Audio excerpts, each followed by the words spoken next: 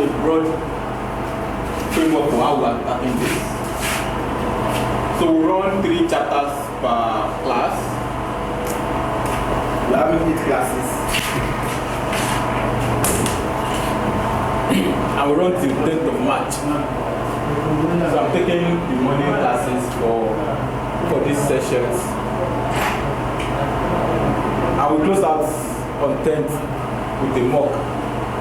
And now, with 20 selected questions, just to give us a true reflection of where we are and how much we've covered, and also the work done, and if anything, where we need to make adjustments. It's very good for us to have this feedback and have them very early. It's a very, very broad topic, and really it's a foundation to a lot of things we do in level 2 and level 3. So I will go, let us say, we'll go through my notes. Then most importantly we'll go to the blue boxes. Oftentimes the exams usually reflect the blue boxes questions we see, and then we take the head of chapters just to assess. So the first topic, right, fixed income instrument, and the bulk of what we'll be doing today or right in this topic is introduction. So we want to see what exactly are we talking about when we talk about fixed income. Okay, this is better.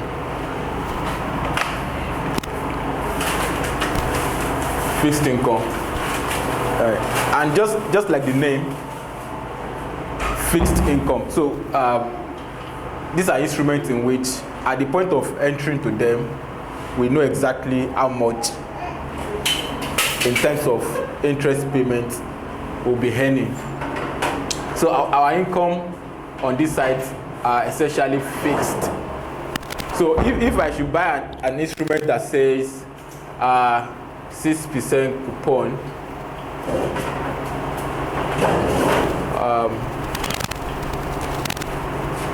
semi-annual, and let's say a 1,000. This is the face value. Face value of 1,000. Periodic payments. It's happening semi-annual, and this is the income I'm earning on this thing. 6%. Let's assume I invested 1,000 in this. What it then means is that I'm earning 6% on this 1,000. That'll be 60, right? And let's assume this is 2 years. So I can have something, because we have it's a semi-annual payment. That means every 6 months I'll earn that. So this is year 1, and year 2. Every 6 months there'll be a payout. Now they promise to pay 6% per annum, right?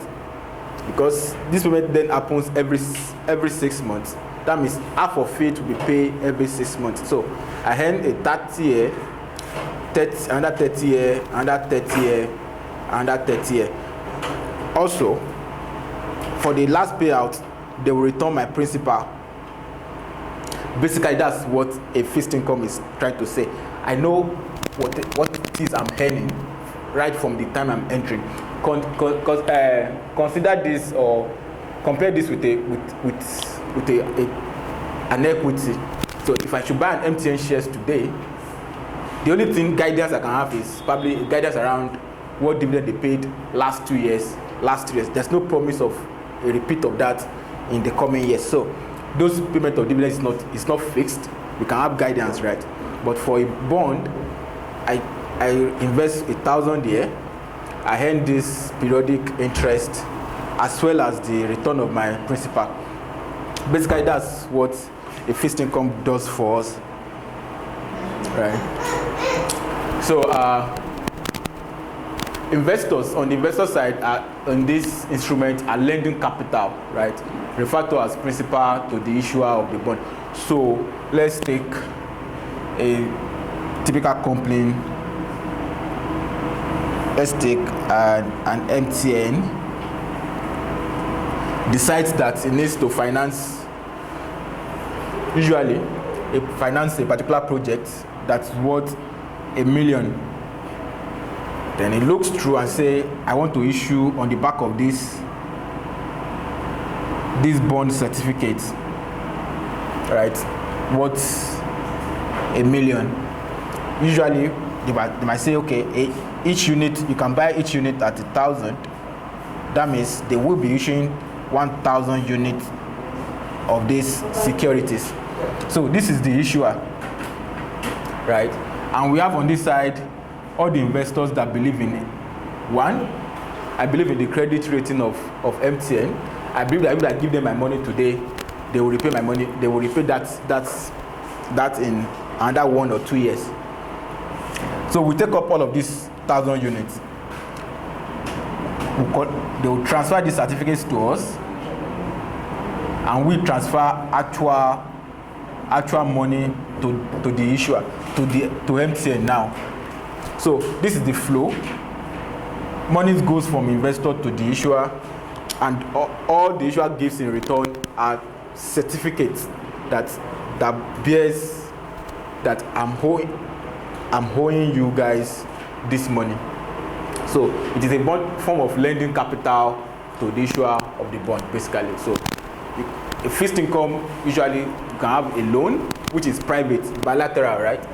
We have bilateral between, let's say, 2 individuals or a particular issuer and the bank. So usually those are private. And we could have bonds, most standardized, like we said, we have 1,000 units. So I could have a loan that is 1.1 million or 970,000, right? Usually, because it is agreement between 2 parties, it is customizable. This on this side is more customizable. Bonds, usually I have units, I have some face value, more standardized. And also, as an investor, I have these securities. I have this certificate that MTN is owing me $1 million. I could probably, before the maturity of this instrument, I can just say I want to trade this certificate to investor B. So this certificate goes to this person. It gives me my cash now, and at maturity, all it needs to do is to present this certificate to MTN, and MTN, notwithstanding that this investor B wasn't the initial buyer into the bond, they will pay out to this. Payout will go to this part. And we see all of this when we look at the structures, right? So we have a registrar that holds the book of all the bond holders, and based on that book is how the payout will happen. So when we get to the structure, we'll see all the parties involved in a typical bond transaction. So like we said, the principal is basically how much we are lending to this entity today, like 1,000 that we have here, right? And that is the same if it's being issued at par. So all of this we'll still get to look at individually, and we'll get a payout of the same value at the end at maturity. Coupon is a percentage of par, like we said. Coupon is 6. The code is already like in percentages, so you can do the percentage of that and get the actual nominal value that the investor will be expecting. Also, like I said, these are the perspectives, so you can look at it from the same bond. On this guy side is a liability.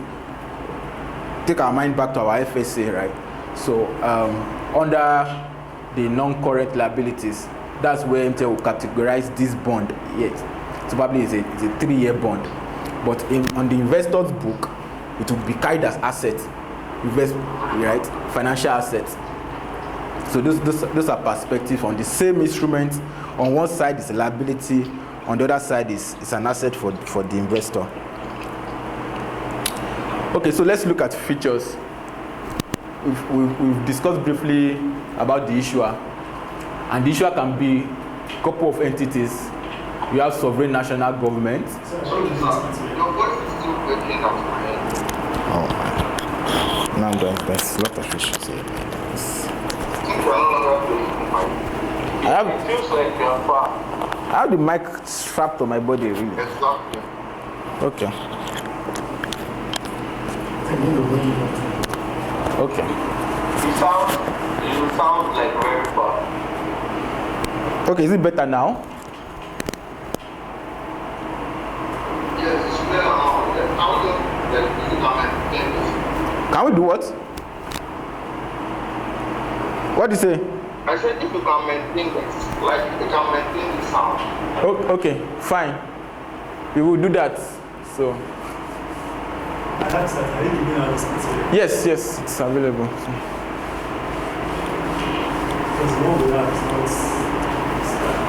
It's not this. This is just my notes. So just to give us some guidance, I will go with the class flow. Okay, so when we talk about issuers, quite a number of entities can be there. We have the sovereign national government. I'll just put this in context of Nigeria, right, so that we can always go through this fast. So a sovereign will be our federal government, right? Federal governments can come to the market and say, I want to issue bond, like what we're having tomorrow or Monday. So they give us a notice through DMO, right, and give us the size of what we are raising. We are raising probably 1.25 trillion, and 1.25 trillion. Give us the maturities 31, 34, right? Sovereign. We could then have corporations, our MTN or Dangote. They have those bonds running also. Local government will be our subnationals, the states. Couple of transactions. Lagos State is active in this market, right? Lagos State. We have some other states that issue bonds through private companies. So they set up an SPV. The SPV face the market and they raise bonds. Supranationals. So the corporations they face the market themselves. They can come to the market and say they want to raise bond as MTN. So, but the states usually will say, I set up a special purpose entity that is raising this money. Especially if you are coming to private market to raise this money, usually they want to deal with an entity registered with CAC. So you want to set up an SPV to carry that liability on their books. Supranationals, that would be your entities that are formed by various governments. So our IMF, World Bank, right, AFDB will be the supranationals. So they transcend beyond a single sovereign, right? And we call them supranationals. Quasi-government agencies. So you look at, these are the government-backed agencies. So something like our BOI, the NSI. So they are actually not sovereigns. They are set up by sovereigns. They are set up by sovereigns to the quasi-government agencies. Usually, you can see them as government-owned entities. So they are not in actual sense of it, but they have the full backing of the government by law.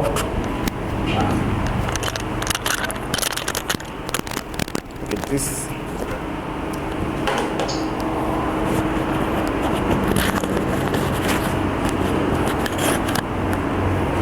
Okay. By law and also operations, or even the CBN, right? You can quickly see how this works. Special purpose entities like an SPV, right? These guys. So I have a project. Let's say an oil and gas project.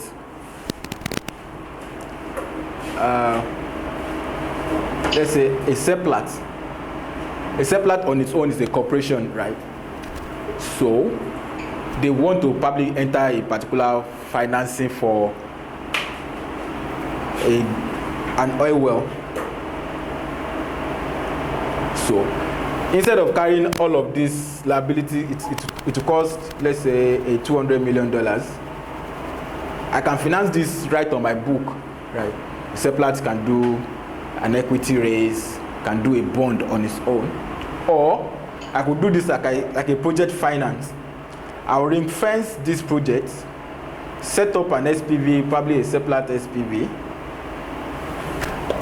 and the lending will be carried on this SPV, so that the cash flow from this oil well and raise the money via this entity, right? So that the cash flow from producing from this oil well will be the only recourse that borrowers will have in claiming for repayment and all of that. So the recourse will not fall back entirely on Seplat, even though Seplat will be the sponsor of this SPV. But in the project finance sense of things, this oil well should service whatever debts that this SPV is carrying. Are you telling me that Seplat SPV yes. is considered as an entity on its own, quite different from Seplat? Yes. So as an investor, if I'm borrowing them money, okay, yeah, the comfort I'm getting that my money will come back with the interest. Yes. It's a cash flow from Seplat oil. From this oil well, this particular project that they are financing. The project on its own, on not its the own. company. Not the company, Oh, yes. okay, but Seplat oil runs the project. Yes, Seplat can run the project. Okay, so that's why we can set up special entities to act as issuers. All right. Another very good features we will discuss is maturity, right? And when we discuss this maturity, it's very important for us to look at, take our bearing from time remaining until maturity. So, let's say Lagos State issued a bond in 2020, a 5-year bond. In 2020, now we are in 2024, and what is left in the life of the bond, time to maturity basically is 1 year, right here. Right. But when we look at, so if we want to quote this particular bond, I'll say tenor 5 years, right? Because at initial issuance it was a 5-year tenured bond, but time to maturity is 1 year. So when we talk about money market instruments, our consideration is really the tenor at issuance. That's what we use to classify that a particular instrument is either money market or capital market. It is the original tenor when it was being issued. So even though we say money market is less than 1 year, capital market is above 1 year. So even though this bond, if what is left in the life of the bond is 6 months, we won't say because it's now 6 months before it's going to be redeemed, and we'll then categorize that bond as money market instrument. No. We take our bearing from when it was issued. It was issued as 5-year tenor bond. So it is a capital market security. We have anything below 1 year, our CP, our T-bills usually will fall in this money market instrument bucket. Capital market will be our bonds, right? All of the variants, Sukoks and the rest. And after no more than 1 year. Thank you. What you are saying is that if the time to maturity of the bond fall below 1 year, it's still the capital market instrument. Instrument, yes. Because it was issued as a capital market instrument, has been issued for 5 years. Yes, it was issued as an instrument that has a life more than 1 year. More than 1 year. Yes. Okay, that's what we use to judge whether it's Capital market or money market. Yes. So we have perpetual bonds. They have no maturity defined. So then we could look at principal in classifying this instrument also in terms of how principals are being repaid through the life of the bond. So take for example, I could have a bullet repayment, and our point of reference would be like an FGM bond. I try to make this as local as any, so that we can easily relate. So FGM bonds of 10 years, coupon, let's say 12.5% For coupon, right? And they raised 350 billion.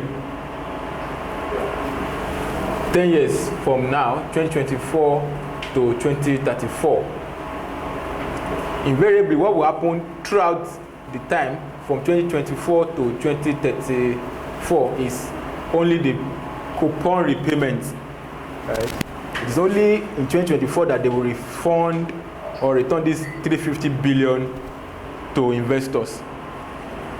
All through the life of this instrument, the nine years or nine and a half years, it will just be coupon payment, and then the principal will be repaid on this. And we call this our bullet structure.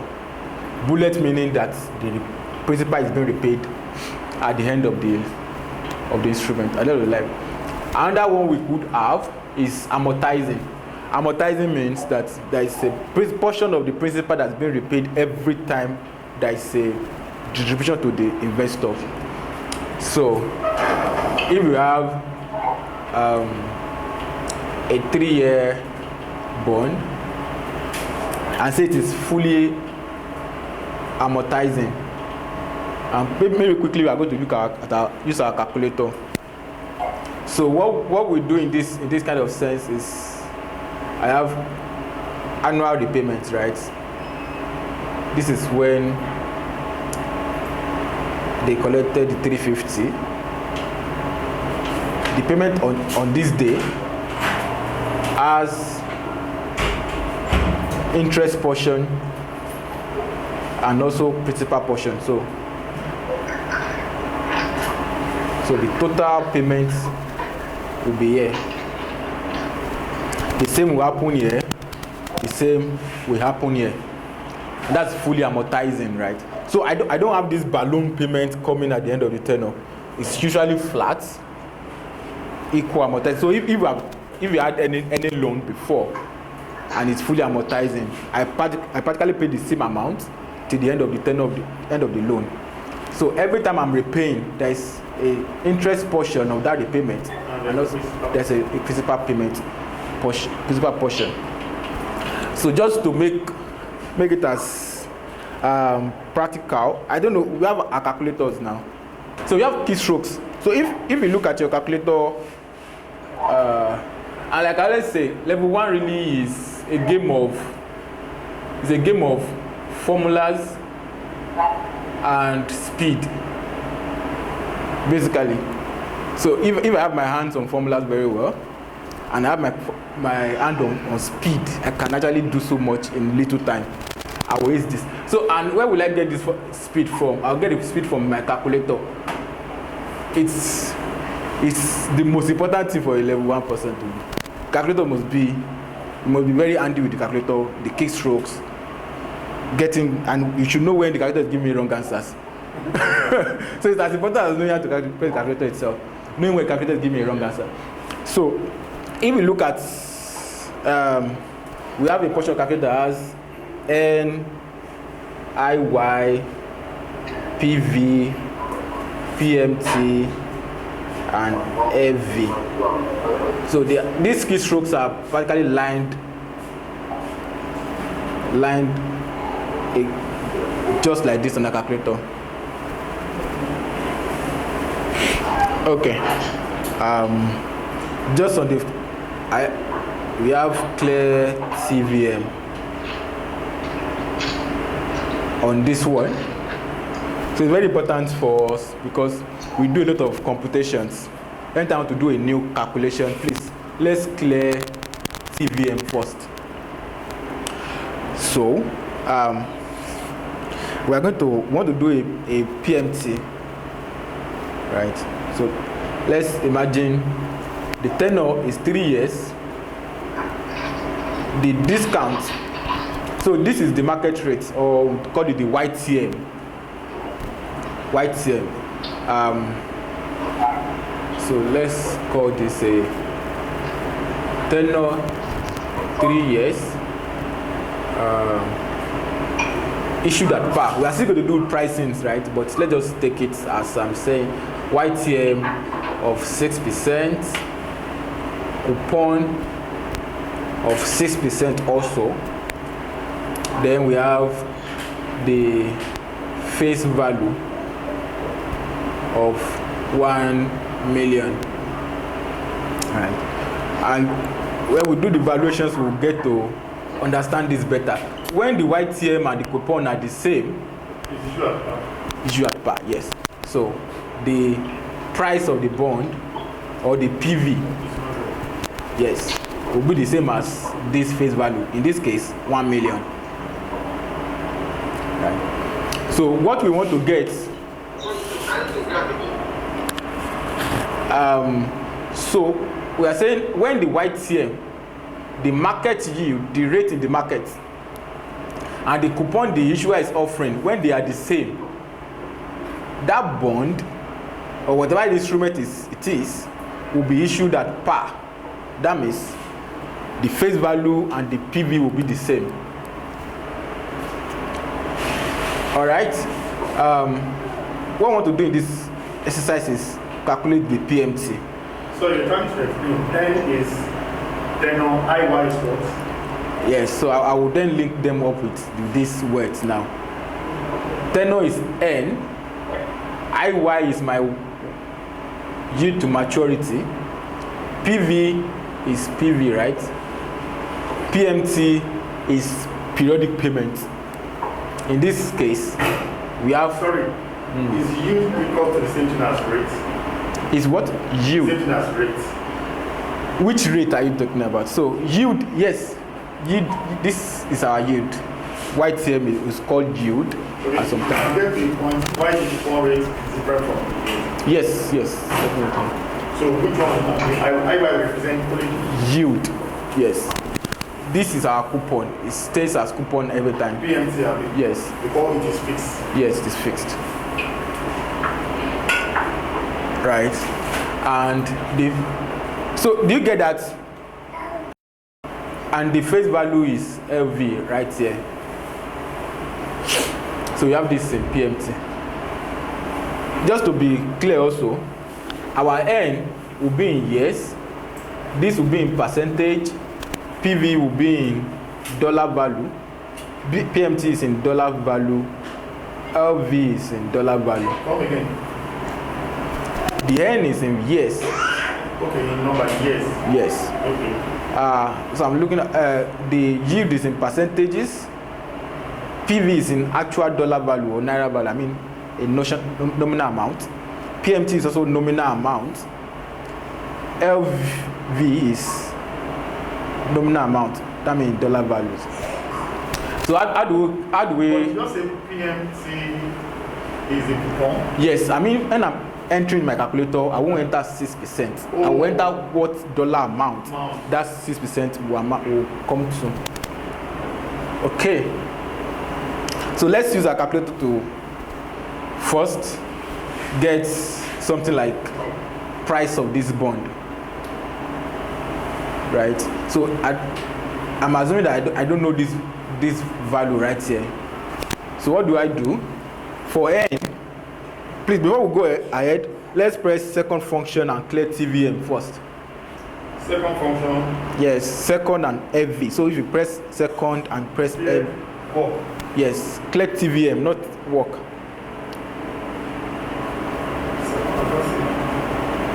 Second and yes, you press second and yes, that's it means clear time value of money. TVM is the time value of money. Okay, above future value, I mean? Yes. Why are we doing that? So that if I have a record of something that I've inputted before, We have stopped. it will clear it off. So I don't want, and that's one of the reasons why, so that I don't have errors in my computations. So I'm starting on a blank slate, really. So let's imagine I don't know this PV for this bond. right here. How do I calculate that? So my N in this place. Also, we want to be sure of the frequency. So if this is an annual bond, that means payment only happens once in a year, right?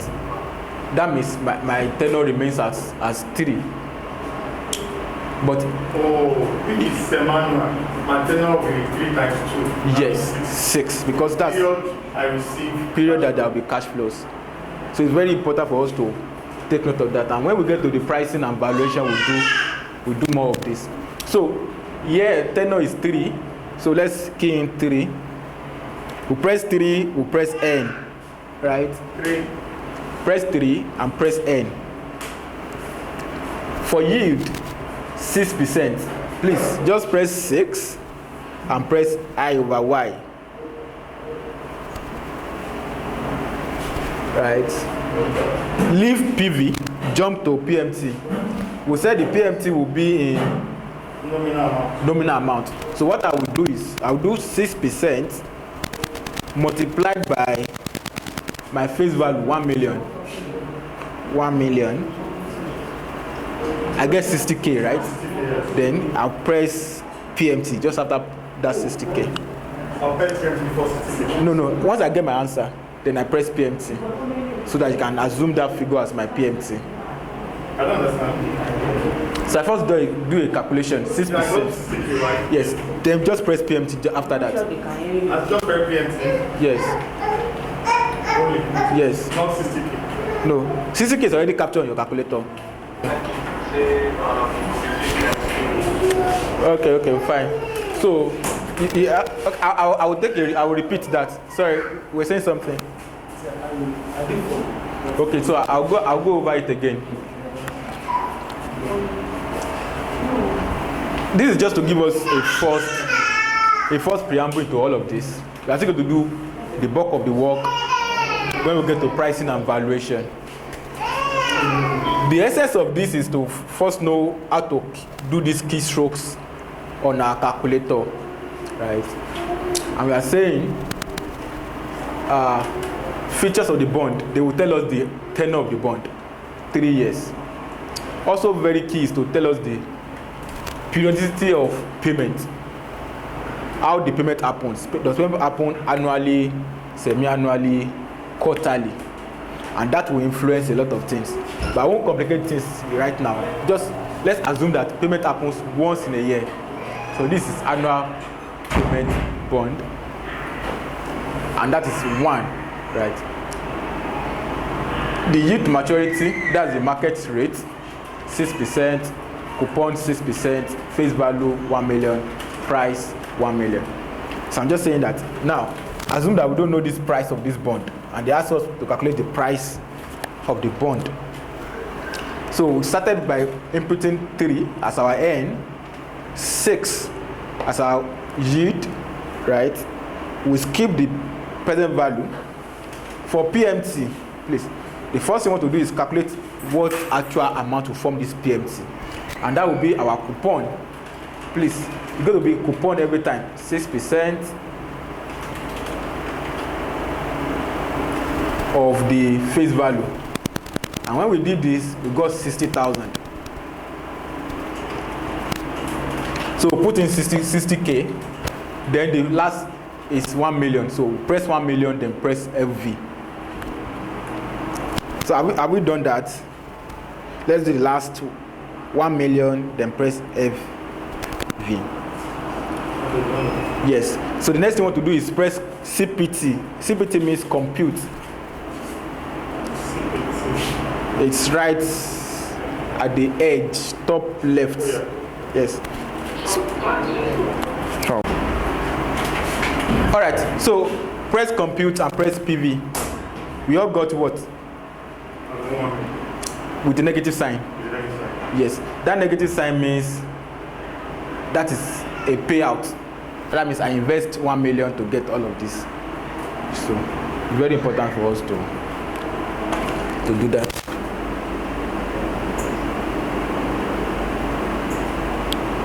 Okay, if I'm expecting cash flow to be with the positive sign. Yes. If it's a cash inflow positive, You got what? Yeah, so we try to calculate It's not pressing or what? Yeah, it's doing.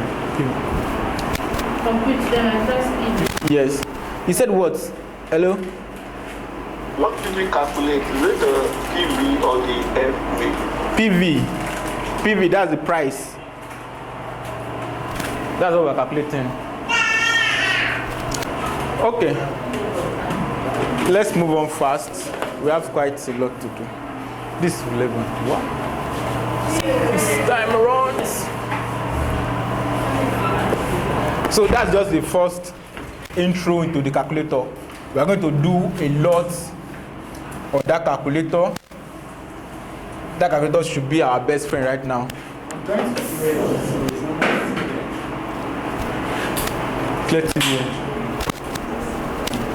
Okay. Another bond feature is our coupon rate, and I was trying to allude to that just now. We could have payment annually, semi-annually, quarterly, or monthly, right? That's the frequency. This speaks to frequency. Periodical payments. How does it happen? Another thing is the rate itself. The rate itself could be floating. Floating means there is a reference, a market reference rate. A market reference rate plus a quoted margin. So our reference rate can be a lot of things. Can be for Nigerian market, can be our NIBOR, right?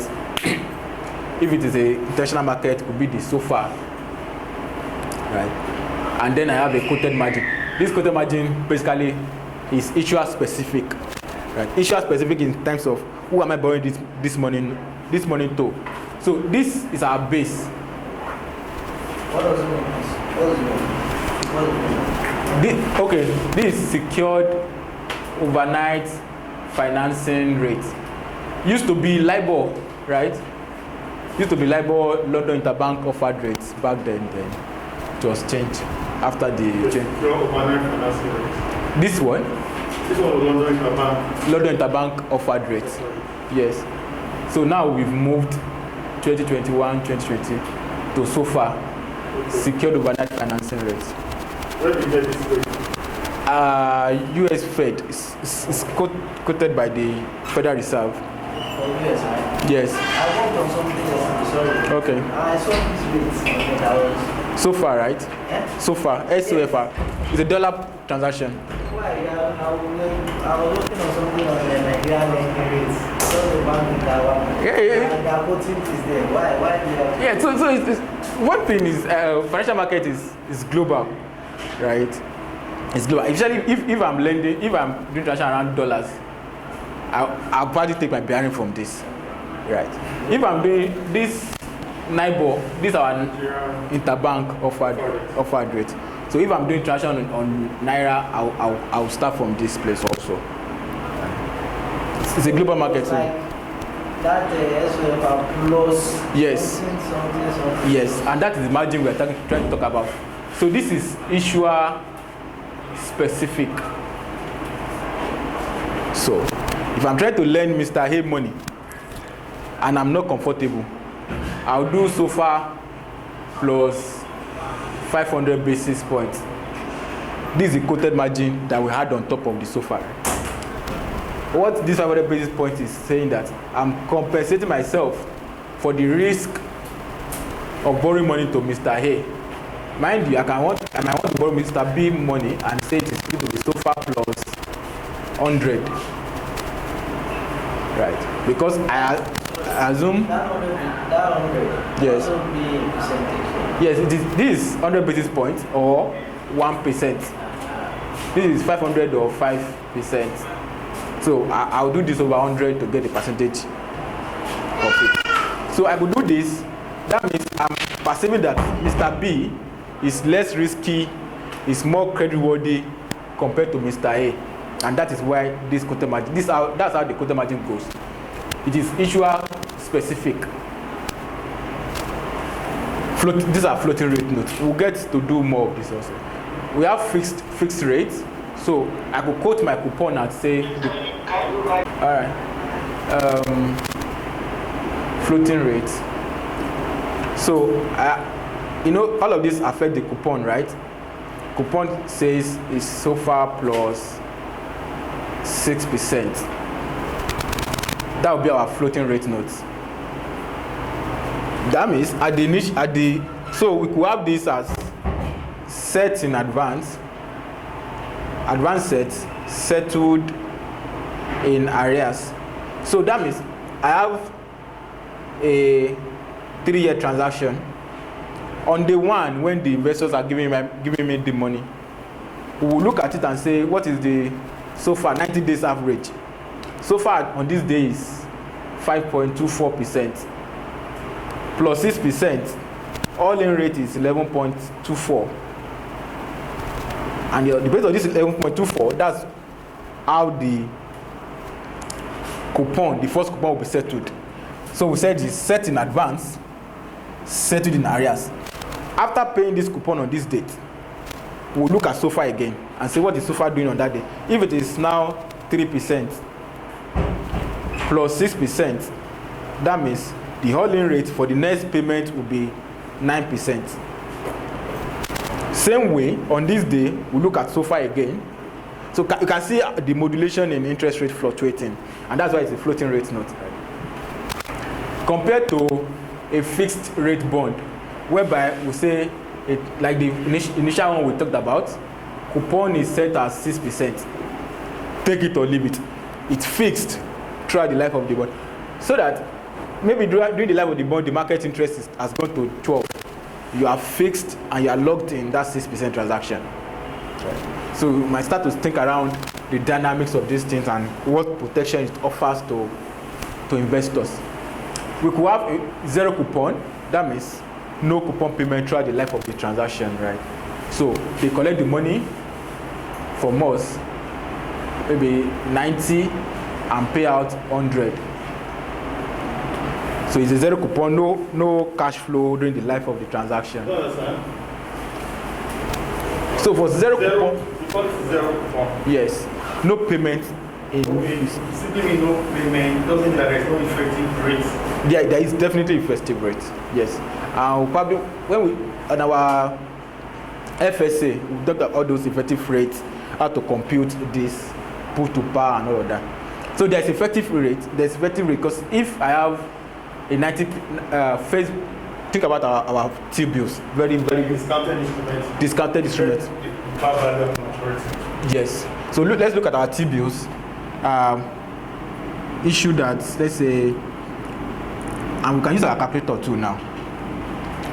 Let's put N as 2. Now, a typical 2-year bond, N is 2. The I over Y, let's assume this is 8%. Coupon 0, right? PMT is 0. PV, this is what we want to calculate now. FVs, they are taking 1,000 from us, right? So let's calculate what the price of this bond will be. Zero coupon bond. Because that effective rate you are talking about is this yield right here. There's no coupon, but there's, yes. It gives minus 857. Exactly. And that is 857. That is how much? You can't compute this. What are you saying? Yes.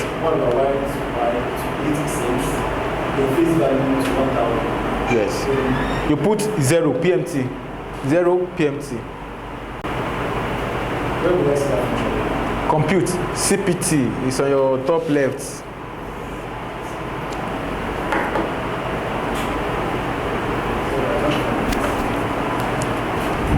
This is CPT. CPT, then press PV. Right. So that's a zero coupon bond. The fact that they are not paying coupon doesn't mean there is no yield on it. There's effective interest rate at 8%. Okay, seniority. We could have a senior debt, junior debt, and all of this will be captured in the bond indenture, right? there could be contingency provisions, which is what layer of embedded options. So we could have couple of things here. Sometimes called sweeteners, or incentivizing investors to buy into our bond.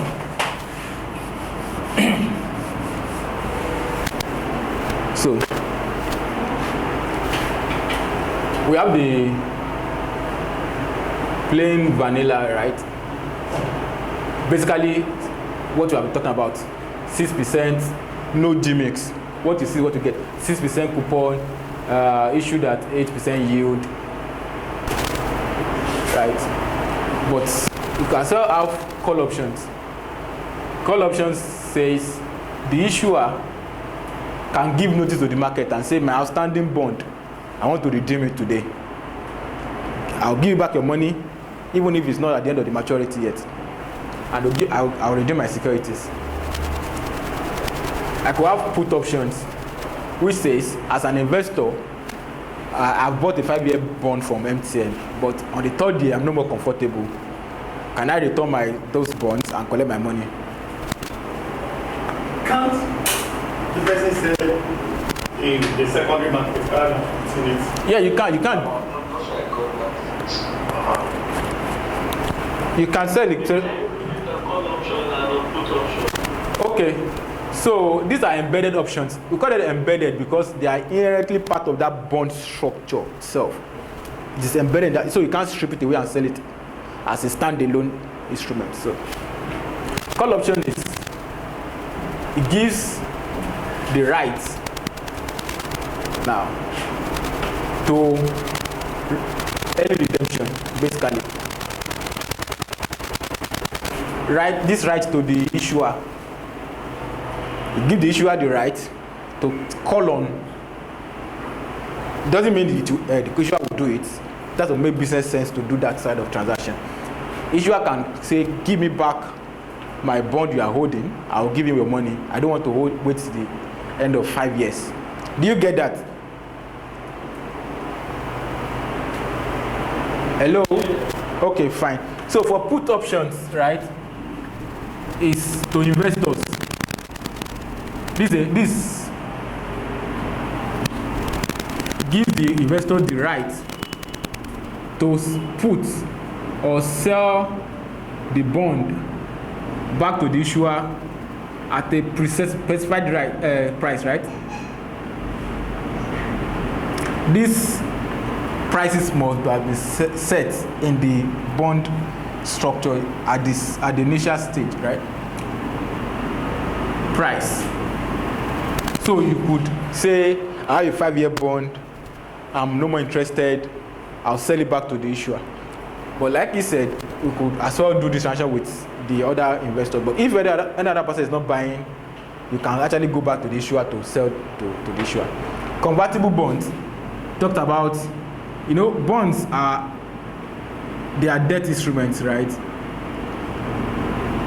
But if I want to then capture all the equity upside of an issuer, can I convert this bond to become equity?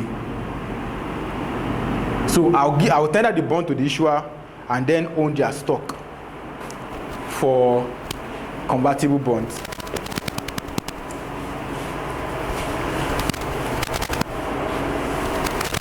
Are we fine? Okay, that's basically the note for the first class.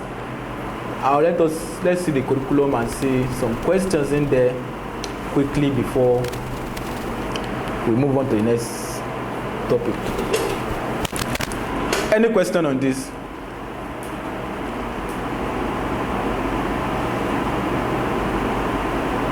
Okay, so what's the curriculum? So we have a series of first questions just to test our understanding. We go through that quickly and see how much of the content we've retained now. Okay, so let's look at this question. the annual coupon of a fixed rate bond. Yeah. The annual coupon of a fixed rate bond. Coupon amount. That's the key word. The amount. Okay, amount. Yes. Line be used. Okay. So what will be the answer of this question 1? By the par value. The face value, yes. The face value. So option 8 The is, bond value. you can't see the board very well. Oh, okay, I get that.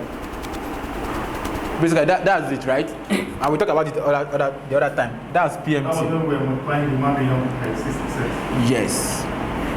1 million. So that will be our C.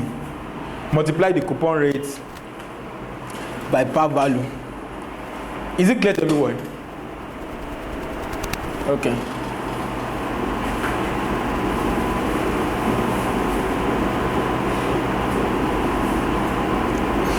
So some matching here.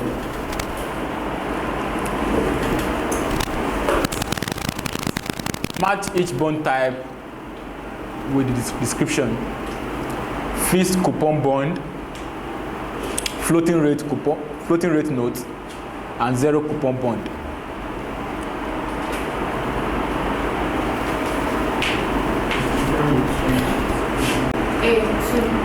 A2, fixed coupon bond involves uniform payment, right? Correct. B, the difference between floating rate note.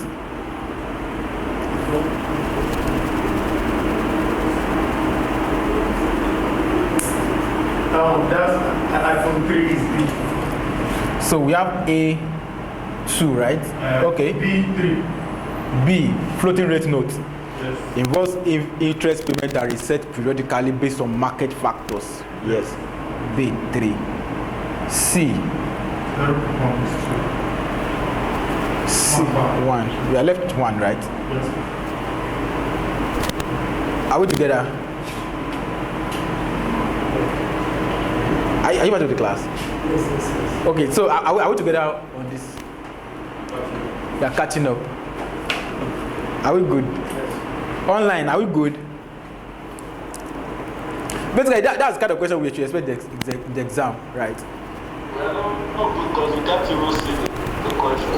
You can't even see question 2, page 4, right? Right. So, the issuance at price and the par value at maturity represent the cumulative interest payment. And you talked about it the other time, like the fact that it's not paying coupon doesn't mean that the effective yield is 0. No.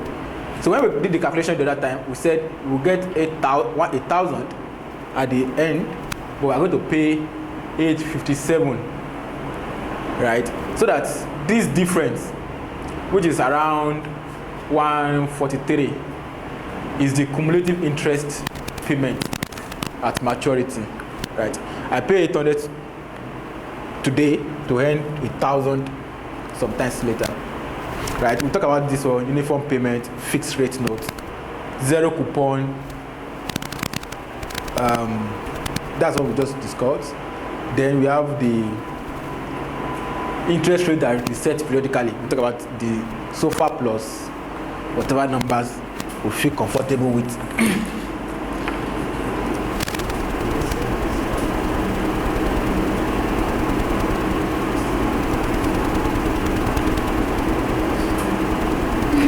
Yes, coupon rate for a floating rate note is composed of market reference rate, MRR. Market reference rate is our NIBOR, LIBOR, SOFR, and the rest, right? That's the reference rate for the market. And what? The coupon rate for floating rate note is composed of the market reference rate. And it just Okay, fine. Issuer specific spread. C. A yield on a fixed rate benchmark bond. Okay. So let's discuss this. No, that was Let's discuss this. Is that fixed margin? That's the basis point. Yeah, fixed margin doesn't mean a fixed rate on a benchmark bond, right? Specific spread. Exactly. Yeah, spread. Yeah, difference. Yeah, B is correct. Please. So, and keywords here, Spread is issuer specific. We said we have the, let me not use so far again, so let's use the word MRR, market reference rate, plus quoted margin.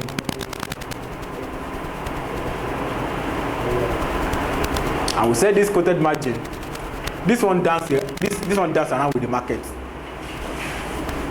So during COVID, this one went as low as 0%, and now we are at 5.25%, right? This quoted margin is issuer specific, based on the perceived risk, right? And that is the spread over.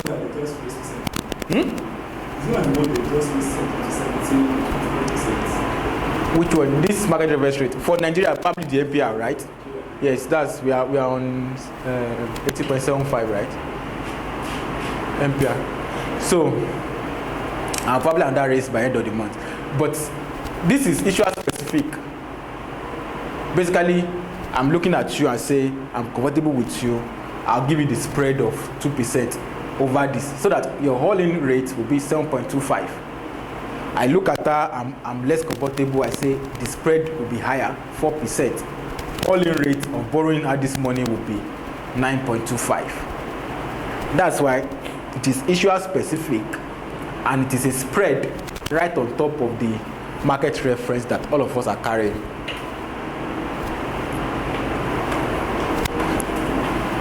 Online, are we fine? Yeah, please, I have a question. All right. Yeah, so I just need a clarification. Okay. So this 4%, Yes. that's 400 basis points, right? Yes. Okay, so the 400 basis points and the 200 basis points, which customer is more risky? Who can answer the question? Because earlier when you were using 500 and 100, I'm not sure if I got it right. Yes. So, okay, which usually is more risky? Is the one I'm borrowing, I'm asking for higher interest rates, right? The guy I'm asking 400 basis points is the one that is more risky. It, really, because the rate, So I think I got that. yeah, the rate is to compensate for that risk I'm bearing for borrowing that person that money. Okay, let's try this. Question 4, sovereign bond.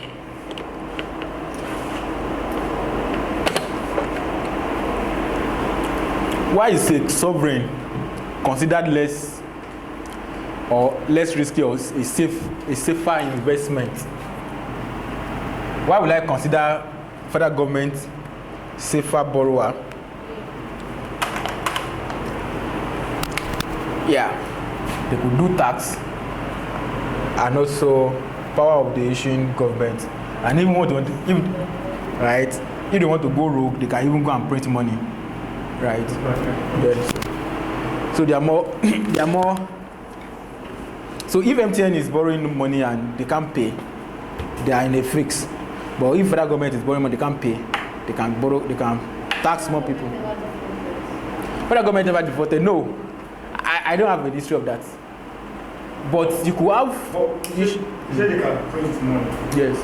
But I want to put in context what kind of security in question. Okay. It's an euro bond. You can't print dollars. You can't print dollars. Yes. So what we're considering here will be probably that they can generate interest. It can be their capacity to source for the productive activity in the economy. Mm-hmm. Very important, right? When we consider the credit ratings, we look at, it's not a straight answer like, oh, you can print money. Very correct. I'll look at the kind of the currency of the instrument they are issuing, right? And also, if you look at the typical credit rating report, we have a domestic rating, we have the international rating, right? So, a federal government have the highest domestic rating in country. So you apply your domestic rating interpretation on local borrowings or borrowings in the domestic currency. Very important. Because if you go to the international market to borrow dollars, you can't print this money. And we've seen countries a couple of times go into this debt crisis. Ghana defaulted on what? Very fresh. so you have debt crisis like this, and they fix. You have to start doing negotiations and all of the rest. After Greece, I guess a lot of countries did a lot of debt restructuring. Yes. Hopefully we don't get there as Nigeria too. So we are not paying any big money this year. We are going to pay next year. So let's worry next year.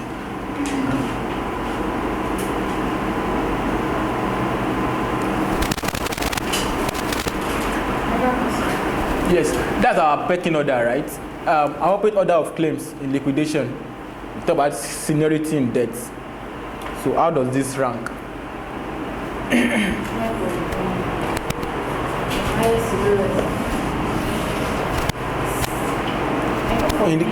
In case of liquidations, right?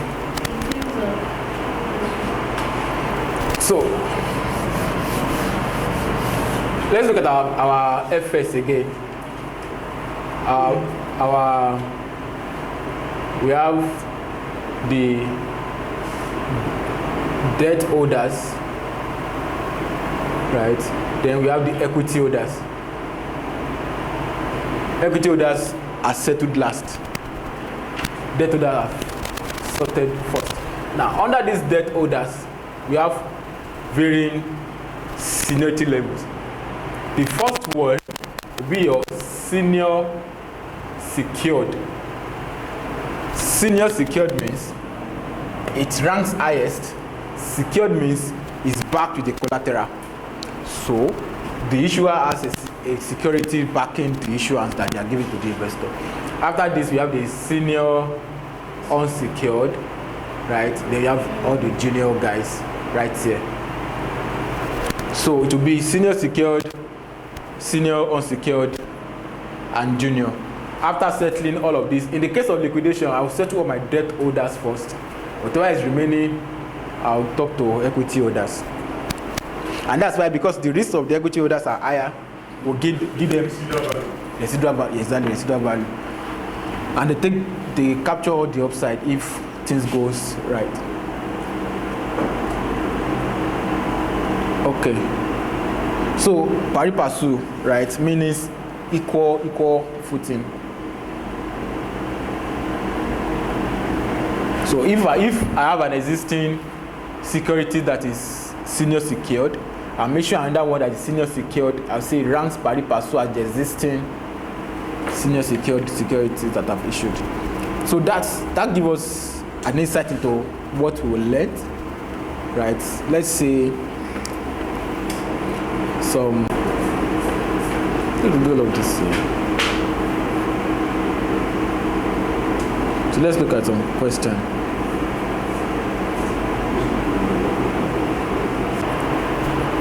So the 4 years and the MPR plus MRR plus 250 basis points refer respectively to which bond futures of the settlement date? 4 years.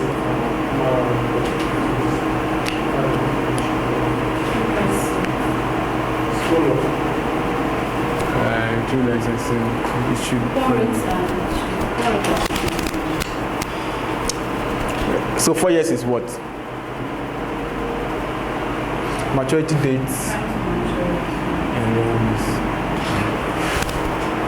So that's it. Right. Time to maturity and coupon rates, respectively. So why not the long grammar and this? Which one? The whole is long notes. What does this question?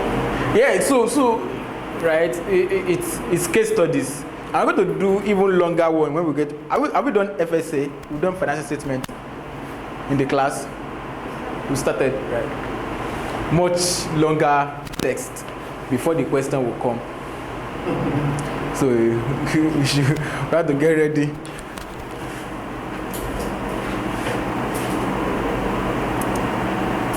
Okay. Source of repayment. Yeah. this particular text, is it possible to send it to me? Which one? The curriculum. Yes. The curriculum. We don't have it. You don't have to No. Okay, so what's the answer to this? We did not see the question. Okay. So we should go back. So let's go back. Where is the source of the payment?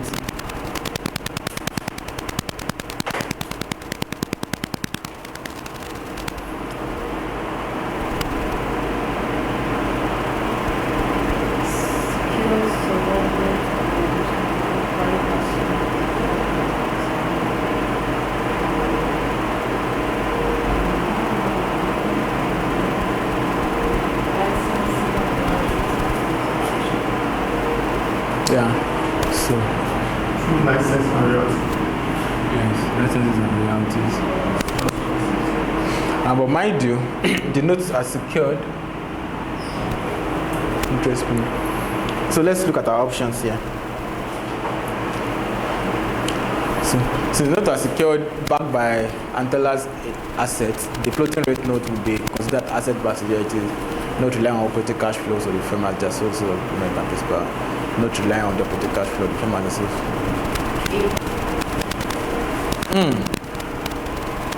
So there are keywords, you have to be very careful. Exactly, look at it. Yeah, I was Primary. Yes. As a primary source. But if they fail, I'll go after the assets. The fallback. Yes.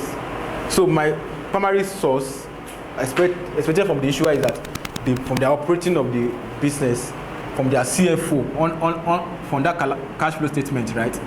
Generate enough cash under the CFO to pay me my debts, my interest and principal. However, it is secured. Now, if they can't pay, I'll go seize their assets. I'll go and seize their assets. So that's why this is the first option is interpreting it harshly in terms of considering it as asset-backed securities. No, it's not in actual sense. It's an asset-backed securities. Also, it is not the sole. Those are the keywords we'll be looking for in answering those questions. Right? It's not the sole source. It is the primary. However, I have the secondary source of the payment, which is their asset that can seize. What's the first C.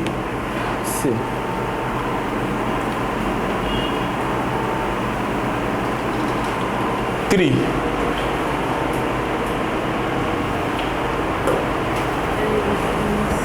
Sir. Please, online now. Are we following?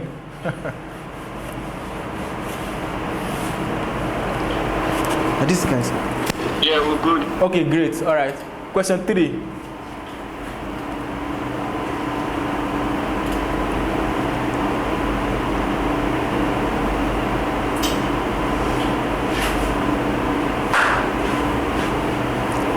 Credit spread rise by 25 basis points 1 year after issuing the floating rate issuance.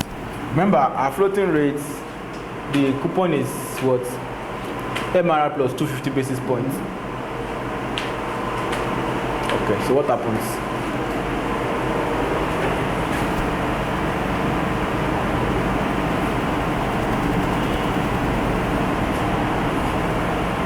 Remember, this one is to compensate for the risk, credit risk, and the rest. Now, they said this has risen by 25 basis points. The coupon payment will rise. Yes. But is it immediately or after any period? After what? Between A and B, A says immediately. B says A rise. will wait Will not be in place. effective until full debt coupon period begins. Or the full debt coupon, or until the next full debt coupon period begins. No. As in the next cycle of coupon payments. Yes. So, and that's why we're going to go and look at when does this thing reset. Is it when the rate will move? You have to look at the indenture, what the indenture says. Am I right? Yes. If it does say they will prorate from when it was announced or wait for the next cycle of coupon payment. Yes. Notes are secured to be paid quarterly with final payment on security. And if you remember, when we opened the class, we talked about advanced sets settled in arrears. This is how a floating rate works, right? Now, look at this structure. Quarterly, right?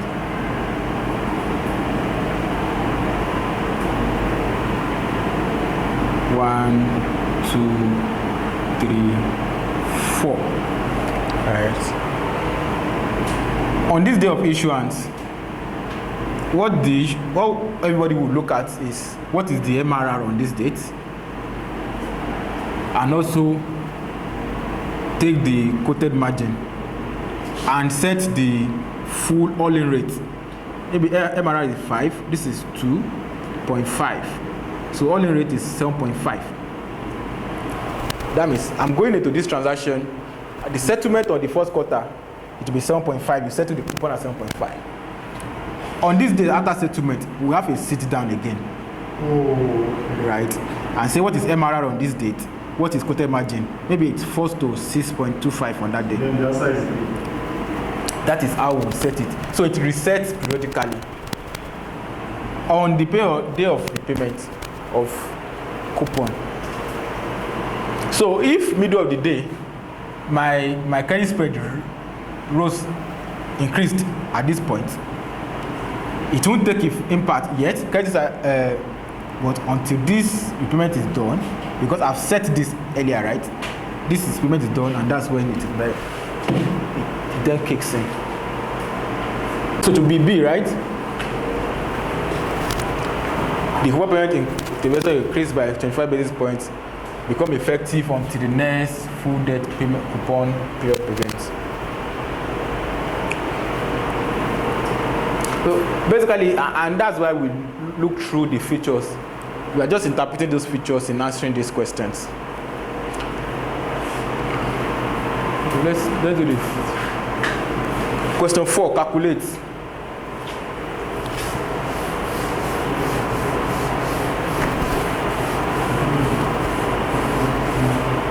What is the final payment?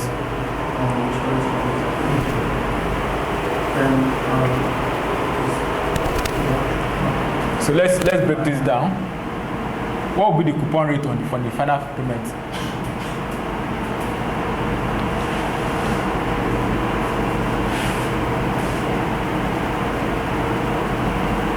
You said MRR is 0.25. All-in rate will be then what? Thank you, 2.75. Yes. How much did they borrow? What's the face value of this transaction? 250. Yes, 250 million.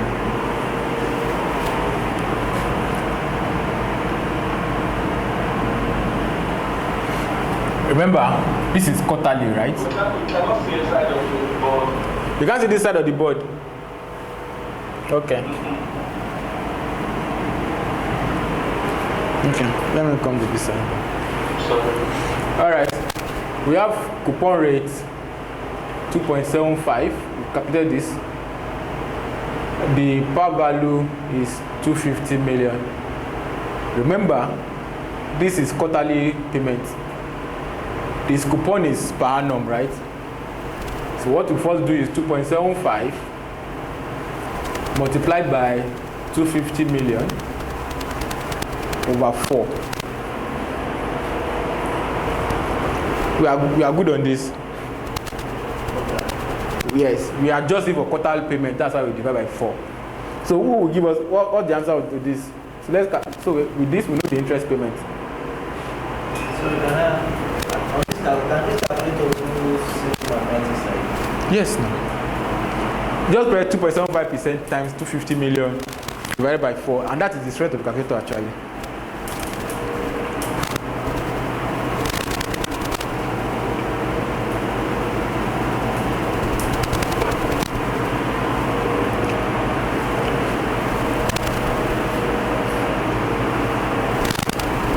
So what's the answer? 1.718.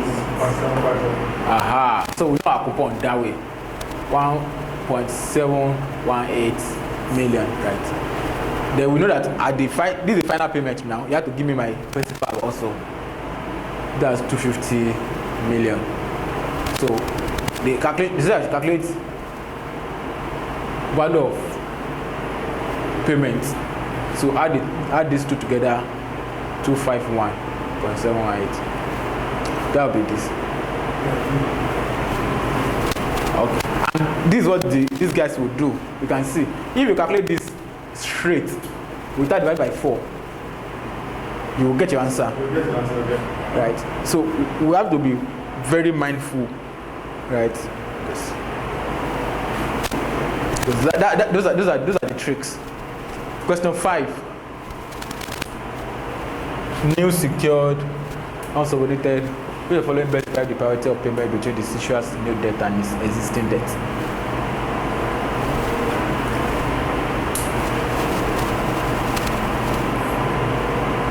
So what will be the answer?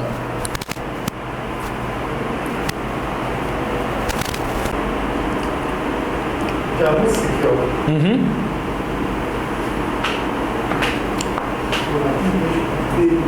A, yes, and because this pari passu, like we said, equal with the existing one.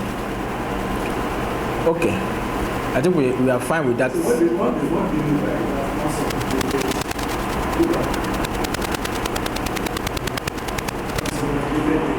Yes, that is also within means senior. The same word as senior. When we say subordinated, that means it's under something, and that's junior, right?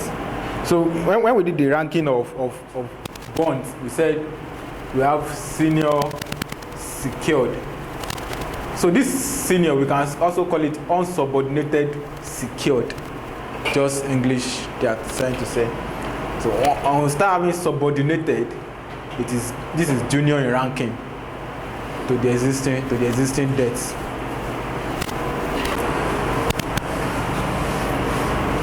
And we talked about something the other time as if my yield is equal to coupon rate, I will issue the bond at par. At 100. Yes, at 100. So what does yield means? Yield means the actual return on investment. So that if they say our T-bills issued at 19%, right? They will calculate the true yield at 23 point something.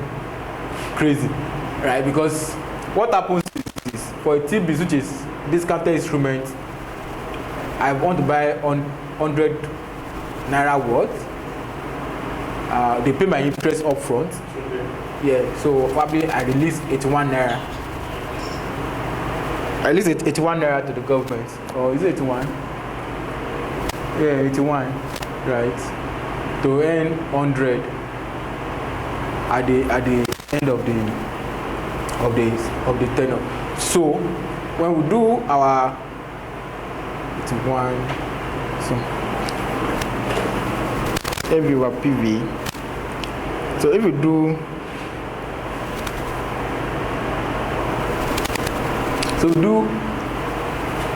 so we can get this expected return by doing future value over present value minus 1, right? So let's do 100 over 81 minus 1. What do we get?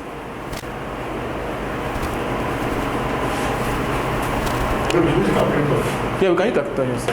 100 over 81. This is the formula for expected return, right? Future value, what the price I'm paying minus 1, just to adjust for the 100. So yield is the expected return to fund investors has an inverse relationship with price. And I'm going to do a lot of this also. This is yield price relationship, right? Sorry, I should have this way. Price yield, right? So as yield increases, price falls. Sorry, on this calculator, where is the inverse? Inverse. 1 over x. You see 1 over x. This is it. Oh, okay.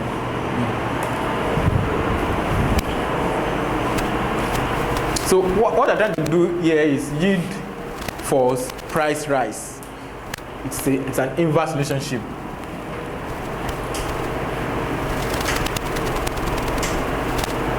So this is that diagram, right? When if the price at this, let's say this is 1, if yields should go to 5%. At 1, I probably buy that bond at 89. At 5, quickly fall to 62, right? This is a yield price relationship. I can give us interesting computation here in terms of how sensitive is my bond to yield curve changes. Okay, yield curve. We talk about this yield curve. Basically, what we are doing with yield curve is we are trying to graph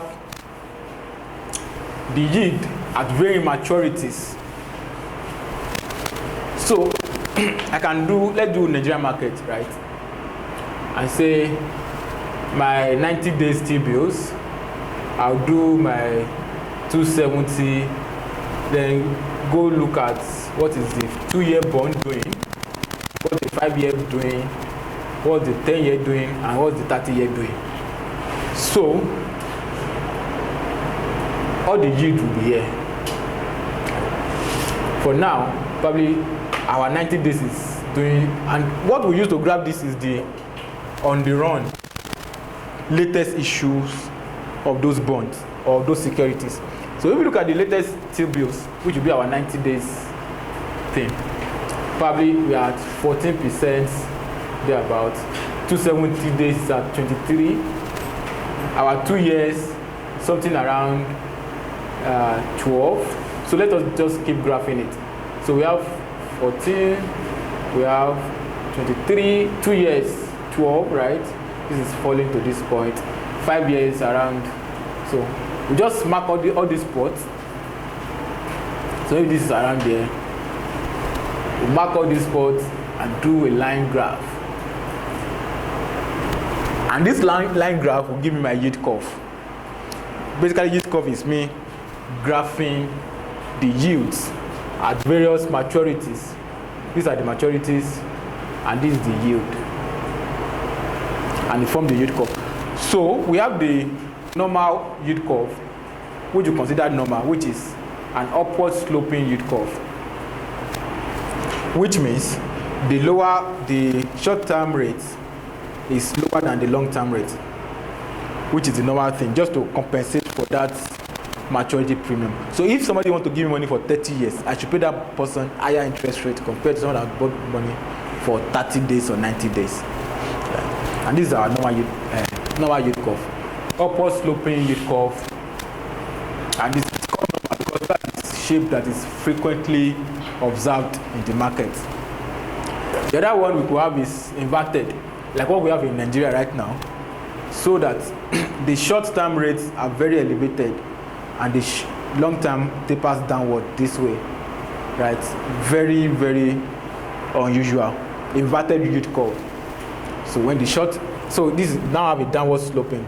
The longer-term instruments are yielding lower, are coming at lower yield compared to the short-term instruments.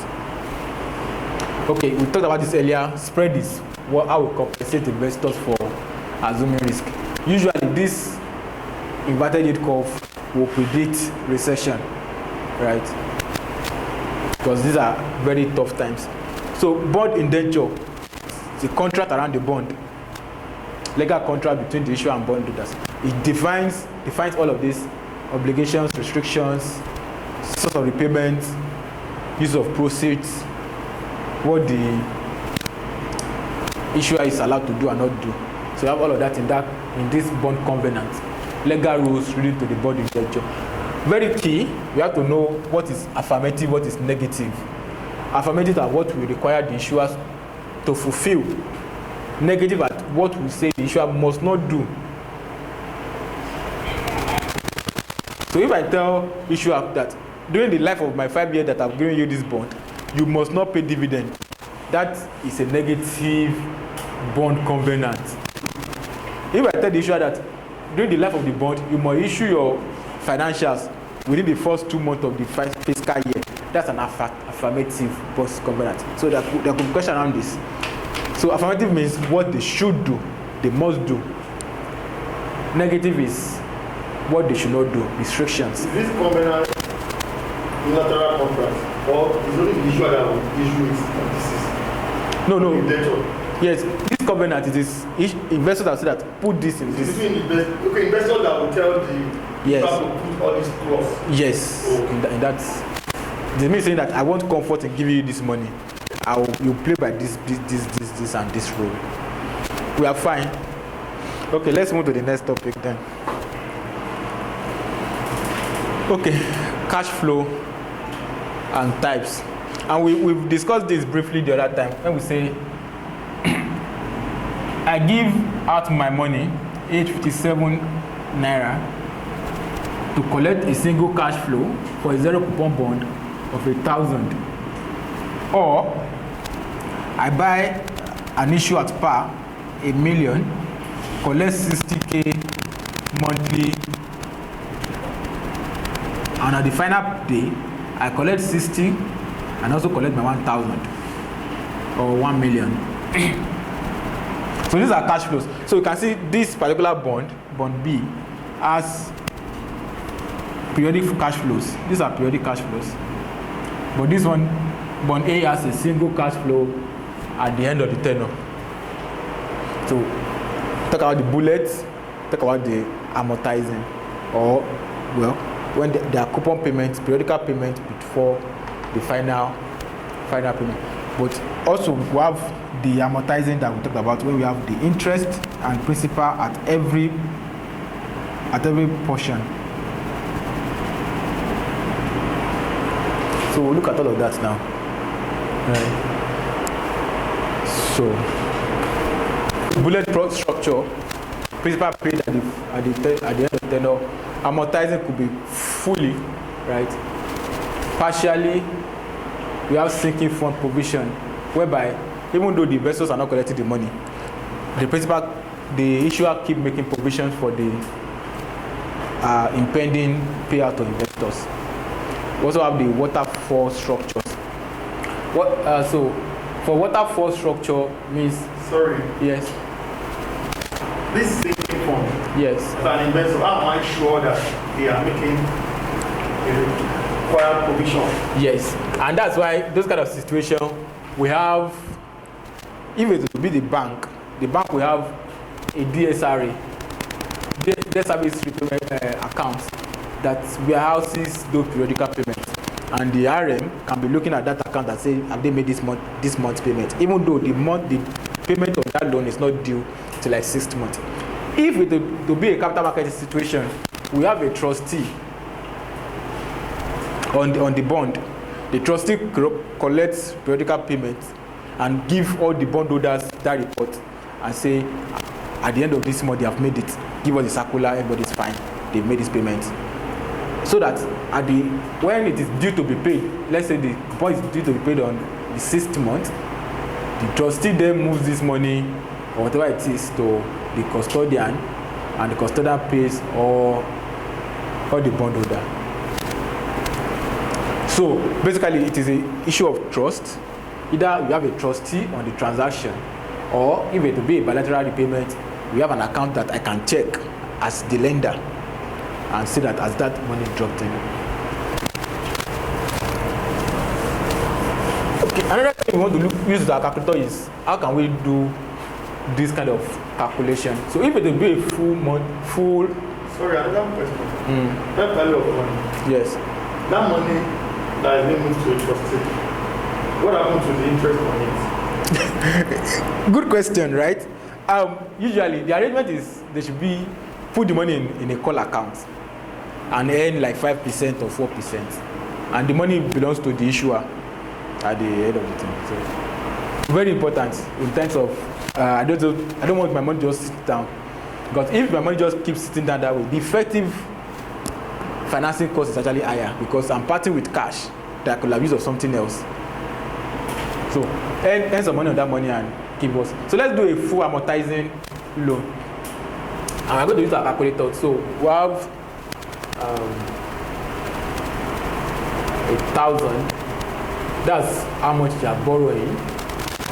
Borrowing 1,000 for tenor is 3 years. The interest is 5%. Per annum? Yes, per annum. Every time we quote interest is per annum.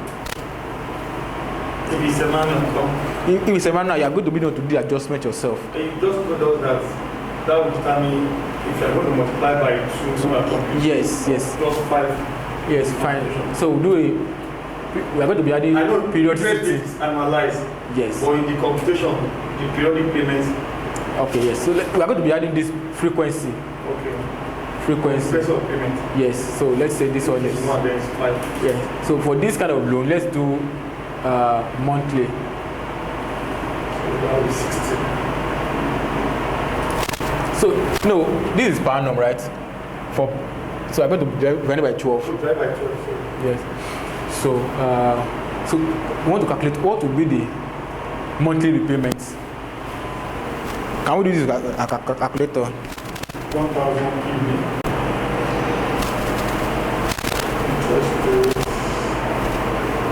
Interest equals to yield and discount is 1.5. Am I right? Yes. 5,000.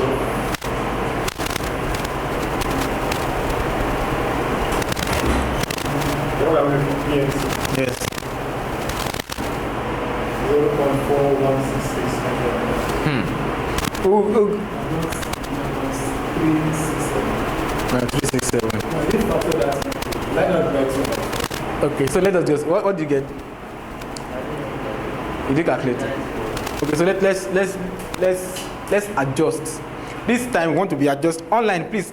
Anybody got the answer? The answer is 29.97. What do you use for the interest? 5 divided by 12. Sure. And in this kind of case, it's online available. Hello, are you? Oh, I want to calculate, sorry. Okay. So, Calculate the PNC. yes. Minus 336.11496. Okay, fine. The issue I'm making is the adjustment for frequency. Now, when I have my PV as 1,000, I'm borrowing 1,000, right? In my calculator, I'll put 1,000. If it's a borrowing, right? Since a borrowing, 1,000. Tenor of 3 years. Frequency of monthly. That means the tenor, the number of times that will be repayment on this transaction is going to be 3 times 12. That will be 36 periods. I'm borrowing money for 3 years. I'm repaying every month.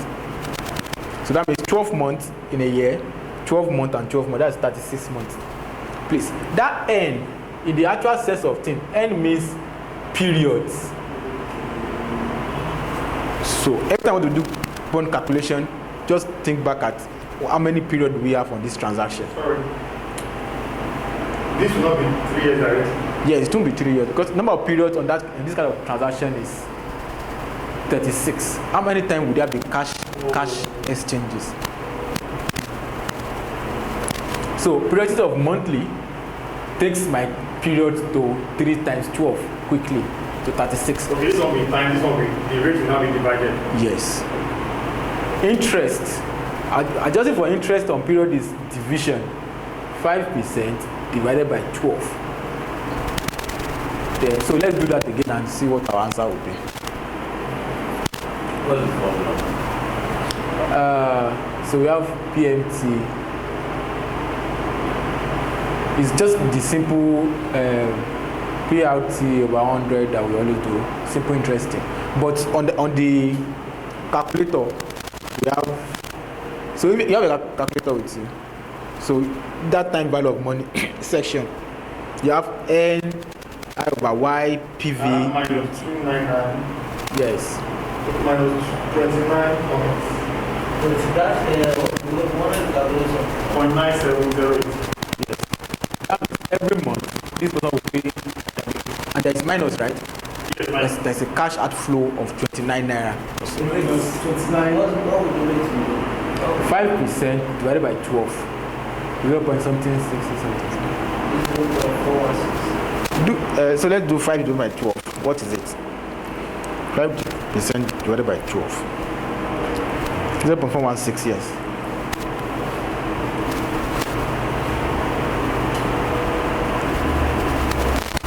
Do we get that? And we are doing this because our FV, if it is fully amortizing, we put FV as 0. That means it is equal repayment. So for this full amortizing, we have we borrow 1,000 on this day. For full amortizing, we are going to pay equal amount for the rest of the life of the transaction, which is 29. Full amortizing this guy. If it is partially, that means what we want to structure is I took 1,000. I want to pay equal amount, but on the last day, I want to pay a sizable amount of principal also. So in this sense, so let's do this 1,000. So maybe I cannot accommodate 30 naira every month. I want it to be lower.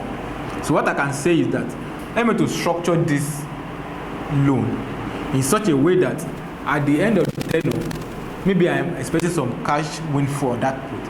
Let me pay 200 naira out of the principal on this day also. Because if we are using this full amortizing, we'll have paid all the principal equally, or we are going to pay the equal amount of payment, and which will have varying amount of component of principal and interest.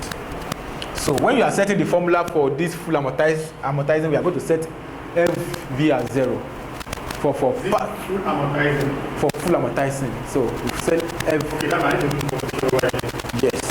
For partially, we are going to set FV as some particular amount of money.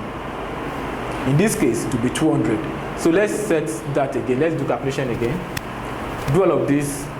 The difference will be the FV will not be 0. It will be 200 because yes, the borrower said he wants to pay 200 out of the principal at the end of the transaction.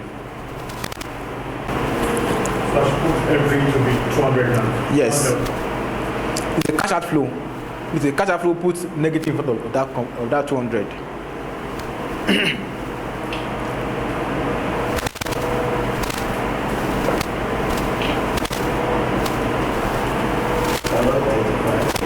$35. So let's walk through the number again.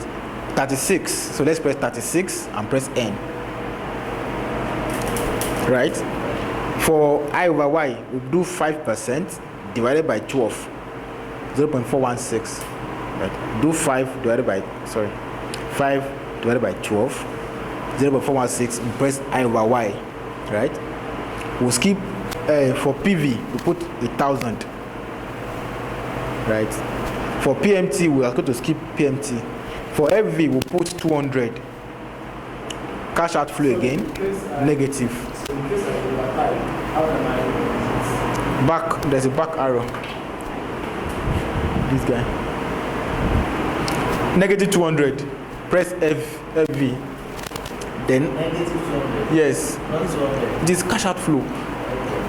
So think about this. When you are inputting numbers into that TVM, think around, is it a cash inflow or cash outflow to determine the sign. So press compute PMT. What do you get? 24.8. Perfect, 24.8. And we can see the difference between 29.9 and 24.8 for a partially. So if the FV is 0, it will still be 29.97. Yeah, it is 29.97. Okay. That's what we did. Because the full amortizing, that person will keep paying 29.97 over the 36 period. So if you don't enter anything, you assume every 0. It won't assume every 0. It will assume the previous. It will assume the. And it's very important for us to emphasize this. It will assume the previous value for FV on your calculator. That's why we emphasize clearing. If you have cleared, I didn't enter every. it will assume 0 because nothing is there. Yes. So, please, it is very important for us to deliberately key input into this calculator. It is assuming that you are collecting under 200, and that's why you are getting 34 or something like that. So a lot of things are very important. The numbers, the sign, very important. Okay. Sorry, I can this, but I think I need to understand the calculation that you get. So PMT is, what we are calculating with PMT is the periodic cash flow. In terms of, I took a particular loan, what is the repayment due for me over the life of this loan. The manual way of calculating this is, say, I borrow 1,000, right, for 36 months. For month one,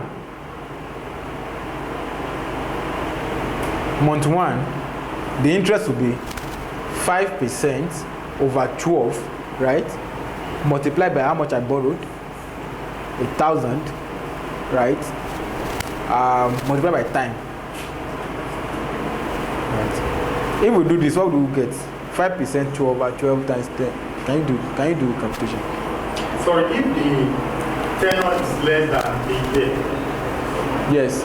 then it should not be multiplied to be divided. Like the tenor is 6 months. 6 months. Okay. And if it's 6 months, frequency is monthly. So that means it's going to be straight 6. Number of period I have is 6 months.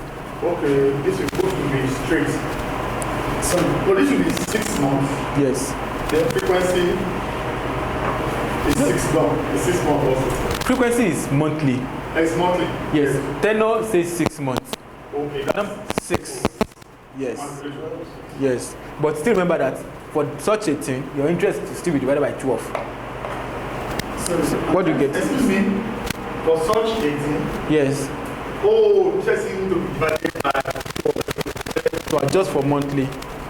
So what do you get as interest? 4.1. Yes. Yes. 4.1. Exactly. 4.1 naira.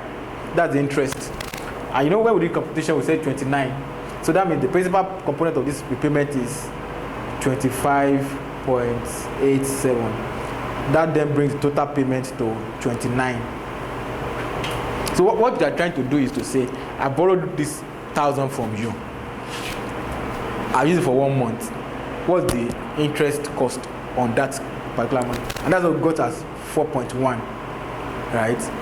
However, I want an equal repayment over a 36 months period. I'm going to pay 29. So this 29 naira that I'm paying, I'm splitting it between interest portion and principal portion. So that if I have paid 25 naira out of the principal, on this day, the next principal for the next computation of interest will be 1,000 minus 25.87. My principal will effectively reduce. Maybe we can do this with Excel. Okay. Minus 200. But that minus is not coming. No, you are going to. There's minus on your laptop. 200 minus. So I said, okay. 200. Let's say, let me start. 1,000 people. Yeah. 36. You type your 200 first before you put the minus. Before you put the minus behind you. You try to put minus before. Yes. Type your 200 first. Then Yeah. this is most. So now say 200. The minus. No, this one. This. Down. When you put plus. So are we together? So we want an equal. And if we do your Excel, you have this PMT, you have IPMT, you have PPMT on your Excel, right? So just put it in your Excel equals to PMT, equals to IPMT, equals to PPMT. So this PMT will give you the full amount. This is what will give you 29. IPMT will give you interest portion. PPM to give you the principal portion. So if you add this IPMT and PPMT, it will give you this full payment. So other coupon structures, step-up coupon, and this is very important also, step-up coupon, just for protect investors. Yes. Okay. Now, this payment amount under full amortizing Yes. and also under partial amortizing balloon payments, a specific payment at the end of the period. Yes. For the partial amortizing, at the point in time, it was paying a constant amount. Also for the full payment, it was constant for the weeks. Yes. That constant amount is a component of the principal and the interest. Yes. How can we separate the principal and interest on this calculator? Calculator, no. Excel, yes. For Excel, let me see.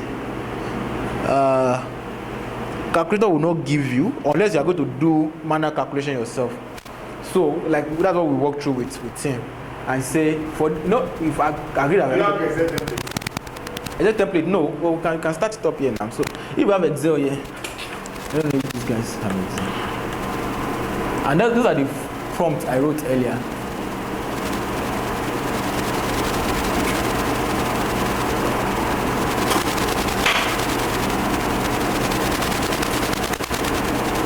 Is that your computer? So let's start up on that. So I will just walk you through the number right here. So this is the code PMT, IPMT, PPMT. This gives us the interest. This gives us the principal. Right. This gives us the full amortizing. So on your Excel you can do this. So we know this as 29.97. So what I will then do is to say I want to calculate the interest for 1 month on the money. I'll do 5% over 12 multiplied by 1,000. We did that, we got 4.1 something. That means the interest portion of this 29 is 4.1. For the principal, I'll just do 29 minus this 4. Then I'll get 25.6 something or something. 0.87. That's the principal part. But Excel will make it faster if you use the formulas. PPMT for principal. You're welcome. So we want to talk about this coupon structure. So I want, like we said, fixed rate notes are fixed for the entire tenure of the bond, right? So what then happens is that people who don't want to lock in their 6% for 30 years. What can I do? I can tell them that, look, I will adjust, I don't want to issue a floating rate, but I will adjust your bond payment based on certain dynamics. What are the dynamics I can do? I could do credit linked note. Credit linked note is like the other question we solved earlier, that I'm issuing 6%. We agree that part of this 6%, 1% is basically my existing credit spread. If that I'm rated AAA at this point, I will then put a clause and say if my credit rating drops to AA, I will adjust this from 1% to 1.25. So like a 25 basis points increase in the coupon for every time my rating goes downwards. So that's why we call it the credit linked note, right? So we could do that. So coupon increase according to position. I could do A and all of that. It goes down that way. We could have inflation linked. So this will be our if we look at CPI, inflation is 29.9 in Nigeria now. So what I can do is to say my coupon is 6%. Let's say for the period, I will then ask what movement have we recorded in inflation. If it is 30% like Nigeria now, I'll say that my coupon will increase by 30% also. So 6%, 1.3, right? So my coupon will effectively move from 6% to something like 6 times 1.3, 7.8%. So that the next bond payment I will do will be based on 7.8% because I've adjusted for inflation. So that is interest indexed. If it is capital, the capital did not change, the par value is still 1,000. So let us compute this. Instead of collecting 60, right, I'll be collecting 78. That is if it is inflation indexed. If it is interest indexed. If it is capital indexed, what will happen is that the actual face value will be adjusted. The coupon stays flat at 6%. I will adjust this principal by inflation. In this case, 30%, right? This goes to 1.3. Quickly, what will be the coupon payment on this side now? That will be 6% multiplied by 1,300. 78 also.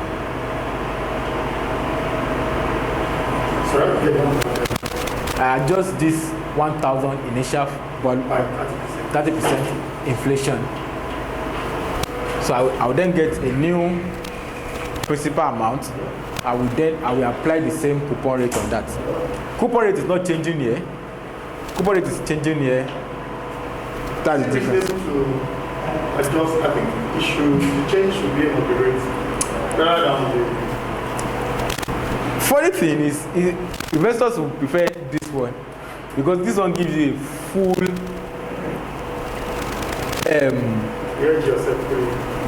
full edge on inflation. Because if these guys keep paying interest at 78, at the end of tenure it pays 1,000. That's all. But these guys, the principal it keeps increasing, right? I'll get 78 and also get 1,003 if we are exiting this bond at this point. Either this one give me just the interest payment as edge. 78, I'll collect 1,000. The principal has not changed. At the initial stage when we are collecting interest, it looked like the same thing. But at the end, it's not the same thing. Because this principal changed here. This one did not change. So this is why we put in here full protection is offered under capital indexed. We talked about zero coupon bond earlier. The fat coupon is like that moratorium. Those times when we do moratoriums on bond payment. So we could have a 3-year loan, or a 3-year bond, and say the first 1 year or 2 years, I'll pay only interest. You see, I'll pay only interest. And it is possible. It is structuring. So most times you can say I'm not paying any interest, and when I start paying, I will accumulate all this interest and pay it once on this date. So the interest is calculated based on your standing principal. Yes. If I say I want to do a kind of structure to defer payment, I say okay, let's say I'm starting up in factory. Yes. I'm not expecting cash using account with comfort level. Yes. The first 3 or 6 months. Yes. I'm not going to make any cash flow. Yes. That my cash flow will start on the 7th month. Yes. So I have interest on this side, principal on this side, full total payment. I said it's 0. Right? 0 is for the first 3 months. Then I start paying money here. I start paying money here. I start paying money. So what happens on this kind of cases to say, on this, even though there's no cash flow from your side, I'll still calculate my interest. Maybe the interest is 1 naira here, 1 naira here, 1 naira here. 1 naira here also. On this day when you resume paying, I'm going to pay 4. This one and this one. Basically, it is structuring, right? If it's compounding interest, it will be more than 4. Yes, if this interest are any interest again. Yes. Ordinarily, they should earn interest. Am I right? Yes, ordinarily, but some you can still just say interest stays flat. Yes.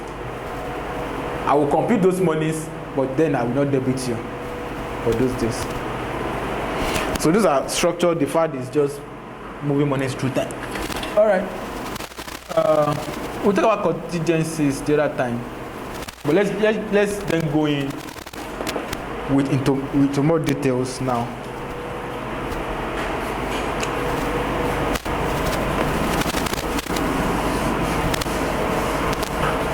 Contingency, as its name implies, action will not be taken until some events crystallizes. Once those events crystallize, they will take some actions. Eventually, of course, the action will be taken. So we have callable, table, and convertible. So let's go into callable in more details now. So for callable, we say the issuer, when we are entering this transaction, says it will specify a particular price. 2020, I'm issuing a bond in 2024. It's a 5-year bond. And I say on the year 2026, I can record this bond at 102% of par at the premium. Usually the record will be at the premium. And in year 2, again, in year 4, I can record this bond at 101%, or in 2029, I record this bond at 100%. That's the provision that we agreed on in the indenture and all of the rest. And this first one, we call it the first call date. This one will second call and the rest, like. We can quickly start calculating something like This is 2027. I don't get. we have 2026, 2028, Yeah. 2029. Yeah. So we use these dates are call dates, specifics. The guy can't call the bond in 2027. When does not be agreed? Would not be set in that. I think what is asking, Yes. you are just giving examples. He is asking that it doesn't mean that there's something in the question that says you can't go. You can't call it 2027. You can't go. No. It's funded up in the job. Yes, you can call 2027. Very specific. Yes. You understand? He's trying to get that. Is there something that is saying in 3 years' time you can't go? No. Nothing like that. These are just examples. Yes. Yes. I just picked That that. is your notes, please. This is my note. Yes. Your notes. Yeah. They are not the last ones. Not the curriculum. Yes. How do you get it? Now I will drop it. I think Madam Alamide has it. So she can let share. So these are the call dates, right? And like I said, it is pre-specified. Not like the issuer will wake up at 2026 and say, I want to call at any price. We've already agreed that if you ever want to call this bond, you have to call it at 102. That is 2% premium on the face value. So we have all of this. And we can then calculate things like yield to call date. So if we calculate the yield to call date here, very simple. We put our hen. The hen will be truncated at 26. That will be 2 for this guy. 24 to 26, right? Okay. Yes. The IY will be the market rate, whatever, maybe 7%, whatever it is. The coupon stays the same at which it is issued. Then we have PV. Or maybe what would calculate is the yield itself. This is what we calculate. Present value is the price we are entering the board at now. Maybe we are entering at 89. LV, in this case, will be the price agreed. It will be the price agreed here. So LV in this case will be 102. So we can quickly calculate this and get us the yield. So let's get the yield to call on the first call, the yield to call on the second call. One is 6%. Yes, What 6%. is the Frequency. no, Let's take frequency as one. 0.6%. Now you calculate some additional value. Yeah, okay, it is 102. So nominal value is 100. The par value Nominal value is 100. no, par value is usually 100. The par So that value, is 6% times 100, which is just 6. yeah, just 6, yes.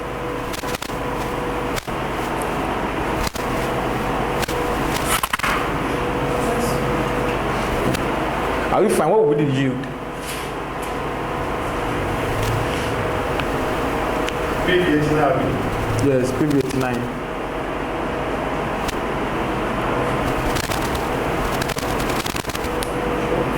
Yeah.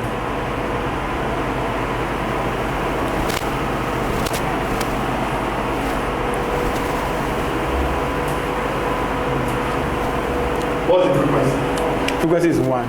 Annual. It's an annual bond.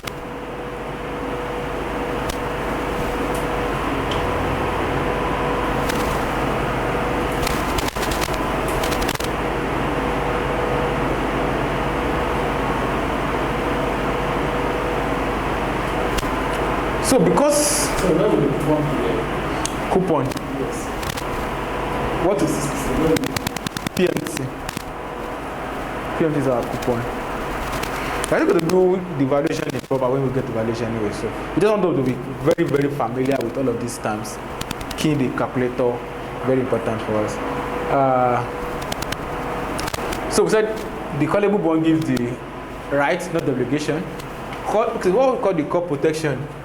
Between 2024 and 2026. Giving error. Now again, your signature, your signs, your PV, which is when your money is going out, Oh, should be minor. should be minus. You have to be conscious of it. The signature for cash flow is very important for calculator. So let's try that again. So between 2024 and 2026, that the issuer cannot come and call this bond. That's what we call the 2-year call protection, right? This call protection right here. We talk about the first call date when we made the first call. Call risk, right? Now let us discuss call risk. Call risk is you as let's say you are a portfolio manager, 2 billion. You put 2 billion Dangote bond. Very important. At the point you are entering at a yield of, let's say, 18%. Very good. Sweet deal. 8.58. Exactly. So that's your yield to call on the first call date. You can do the same yield to call again for the second call date, which usually should be lower. Right. Okay. So I put 18%, bought 18% bond for Dangote. I'm fine for 5 years. In my portfolio, I have rest of mind. 2 billion is with Dangote. That 2 billion will not come back until 5-year time. I can match it with some liability I have, and I'm fine. The call risk happens is on the year 3. Even though the liability have matched with this asset now, the person will not come back for their money until year 5. Dangote then call me that they want to return my money. So what happens in year 3 is that in my portfolio I have a cash of 2 billion. I have to be chasing where to invest this money in. So Dangote can just look up and say he wants to report. Exactly. That if there's a call provision in the bond that you have bought from Dangote. Right, that's how you have to be careful on reading the indenture before going to that purchasing those securities. Because if those callable bonds are there, if those call options are there, you can call it, and that is where the call risk are just crystallized on the portfolio manager, because the 2 billion will be with you, and the reason Dangote will call for that money is because he could borrow at this time at a lower interest rate, because that's the only justification for Dangote to call the money and give you back the money. Because all Dangote will do is to give you your own 2 billion because it's running at 18%. If Dangote see an alternative where you can borrow money at 5%, you will go borrow at 5%, settle this obligation of 18%, and then be carrying obligation at 5%, which will reduce his own financing cost. Right? That means the market environment has moved from this high yield environment to 5%.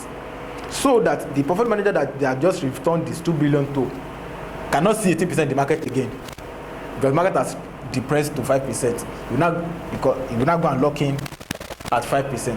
Mind you, if you had collected this 2 billion in year 0 from the investor at 14%, let's say I collected money 40%, I collected money at 40%, I go and place it with Dangote bond at 18%, I make 4% spread.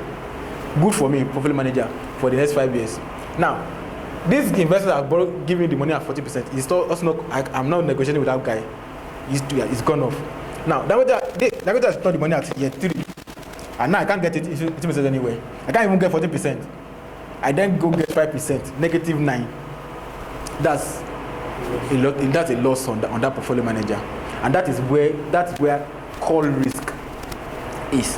So that if Dangote is selling any bond, that has call option, the pricing will be so depressed, right? And that is the value of the call option. We're going to do this elaborately when we get to derivatives. Right? So we have value of call option.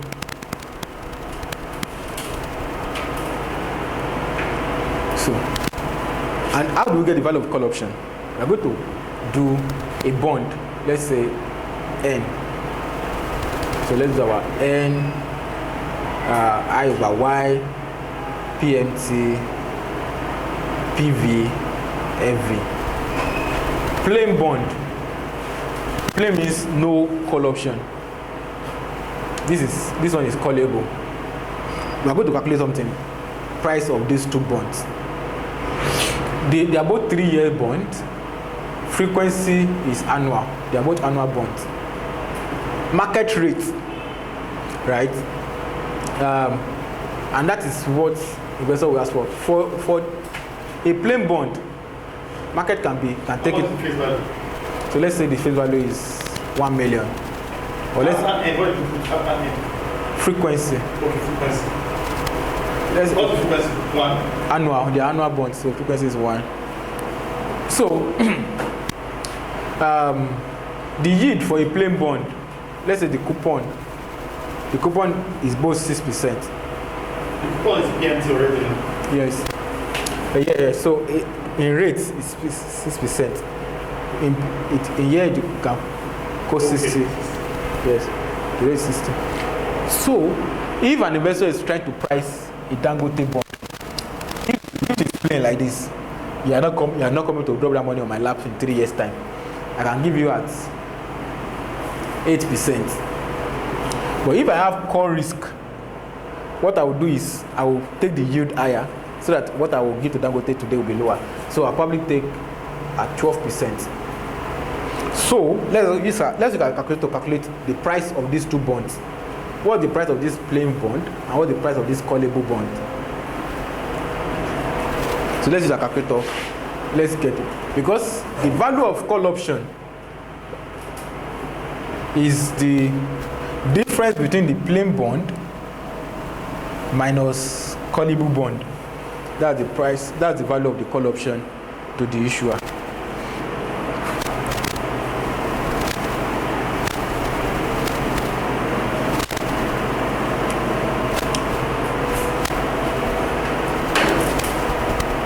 Always also try and clear GVM, please, so that we don't carry. Sorry. For the plain one, I got PV minus 948.45. Minus 948. 945. It means that the price of the bond will be 948. Minus 948. Minus means that I'm paying 948 to buy those bonds. So for the callable bond,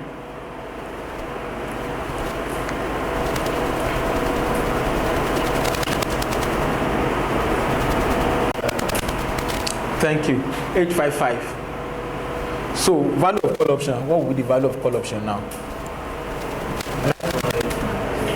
Yes. So what's the value of them? Something like a. Do we subtract? We are subtracting 948 minus 855. 97. 93. Okay, 93. That's the value of the call option. So that's how we'll get the value of the call option. We just take a comparable bond that doesn't have an embedded option and look at the pricing of that one and look at the price. So the investor will price this callable bond lower. You can see the price is at 855 because of that call risk that we just described the other time.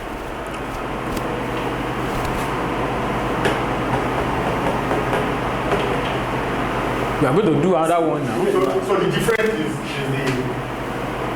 the difference between the PV of both is the price of the call option.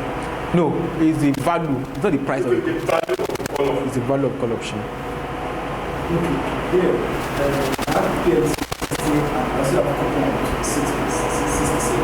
Yes, coupon. See, this one is coupon is rate. Yes. So this percent is in rate. This is the nominal value. Same thing. This is percentages. This one is in money terms. Right? But is this structure clear? Yeah. Okay, fine. We are going to do a lot. How do you not get that? 93. That's the price of a plain vanilla bond. A plain bond doesn't have any option in it. Minus the plain of a callable bond. We got the price 948 minus 855.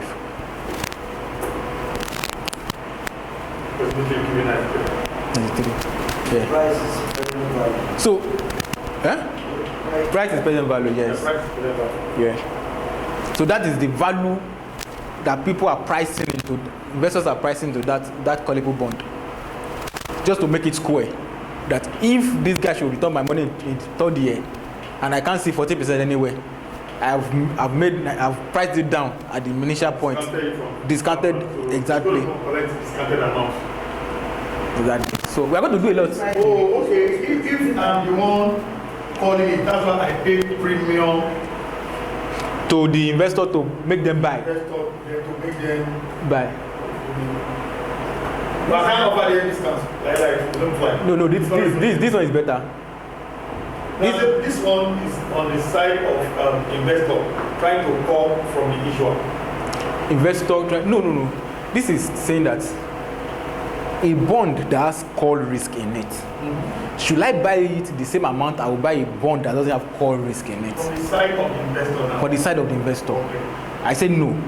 For a bond that has call risk in it, I will buy it cheaper to compensate myself for facing the call risk in year 3 or year 4. If there will be a call on you. If there is big call on it. Because the matching are with like that case of 54.5%. Yes. And have a minus 9 loss already. Yes. And then the factor to this discount straight away. Yes, from the I'm start. paying half for it, I'm paying 9. I'm going to buy it at 5.5. But that maturity, if I'm going to maturity, I'm going to get a power. Yes, get the power. This resale, it is what everybody will look at it and What's the official? value of call option. Value of Call option is then they're going to look at it and say, hey, if they're going to price this call option at 93, does it make sense for me? Right? So that I will say that if I'm Dangote, I want to rate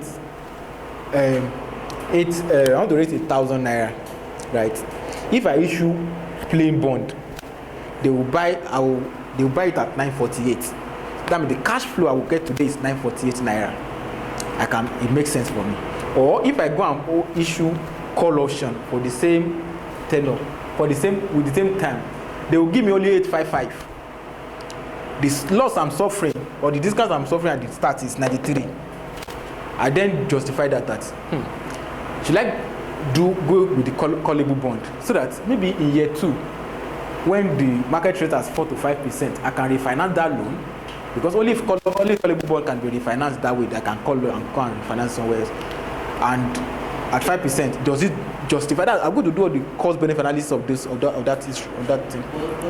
Because we are using percentage, that's the rate. Doesn't it make sense that this issue is expressed in percentage? Yeah, well, really, if you want to express this in percentage, then do 93 of 1,000, right? 0.093. Right, but usually this value is captured in number term in terms of dollars. I'm not saying since we want to compare it with rates. Now and then. No, yeah. So what you're going to when you're doing the cost benefit analysis, also, you are going to move all these monies back to the time value, to now do your discounted value analysis and say the benefit I'm going to earn if I refinance at 5% at some other point. If I do the present value. I guess what she's saying is, this 93 is the nominal value amount. The value of the call option. Say, why can't we convert it to rate? Price of bond, if trading, measure it in percentage of it. So it has to convert it back, this 93 back to your rate, to 100%. Yes, you can. But you want to look at what exactly will Dangote do. What they will do is want to do cost benefit analysis. So right. This 93 I'm suffering here is a cost, right? What I then do is to do benefit of the financing at 5% in year 3. I look at the savings I will make, discount that savings back to now also. If it ends up at 63, the potential benefit of the financing of a callable bond is 63, but the cost of issuing a callable bond is 93. It doesn't make sense, right? But if I do this cost benefit of the financing, it ends up at 103. then I can say the benefit and potential benefit I can earn is 103. The cost is 93. So I have a 10.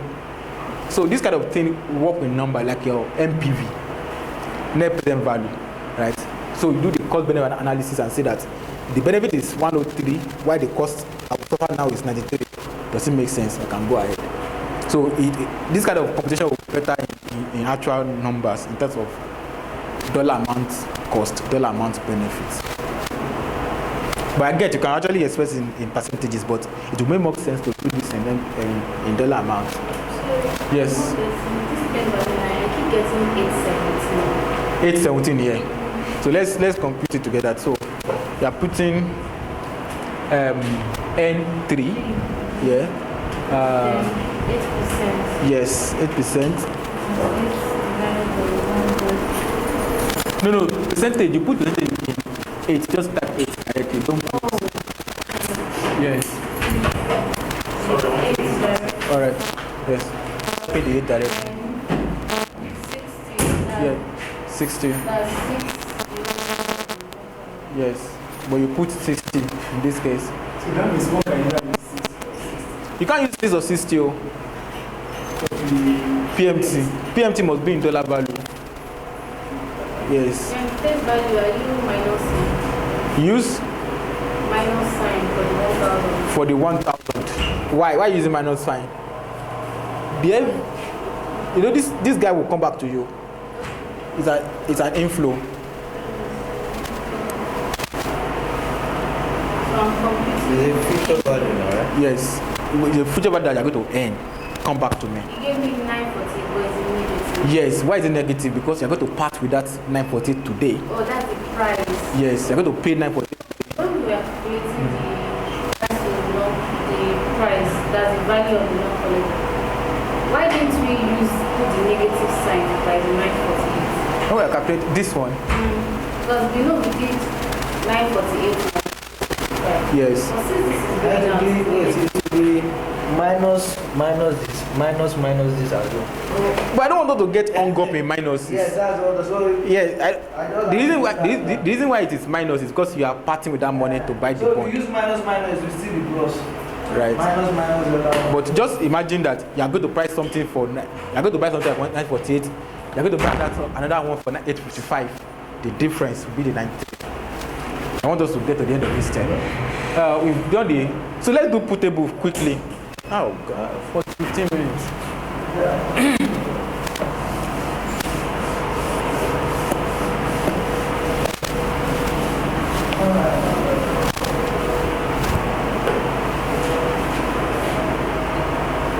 Putable, right? Putable means that I can sell back to the issuer at a specified price. Okay, it goes the way we did the other one also. Plain and putable. And 3 years. Let me check on these things out. The value putable is I can sell back to the issuer. Callable is the Issuer can buy back. YTM, frequency again, annual, coupon rate 6%, let's maintain the same 6%.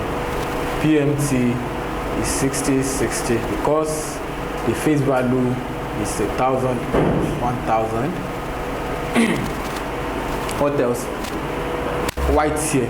So again, the thinking is this, that if for a plain vanilla, let's say this plane is 8%, the one that I can sell to investor, I can sell back to the issuer, because the issuer too also would say that this is a risk. This is a risk on my side in terms of people asking that I redeem my bond earlier. The yield on the putable will be lower, let's say 5%. The yield on the putable will be lower, so let's calculate the price for the two. And we get why the yield for a putable is lower.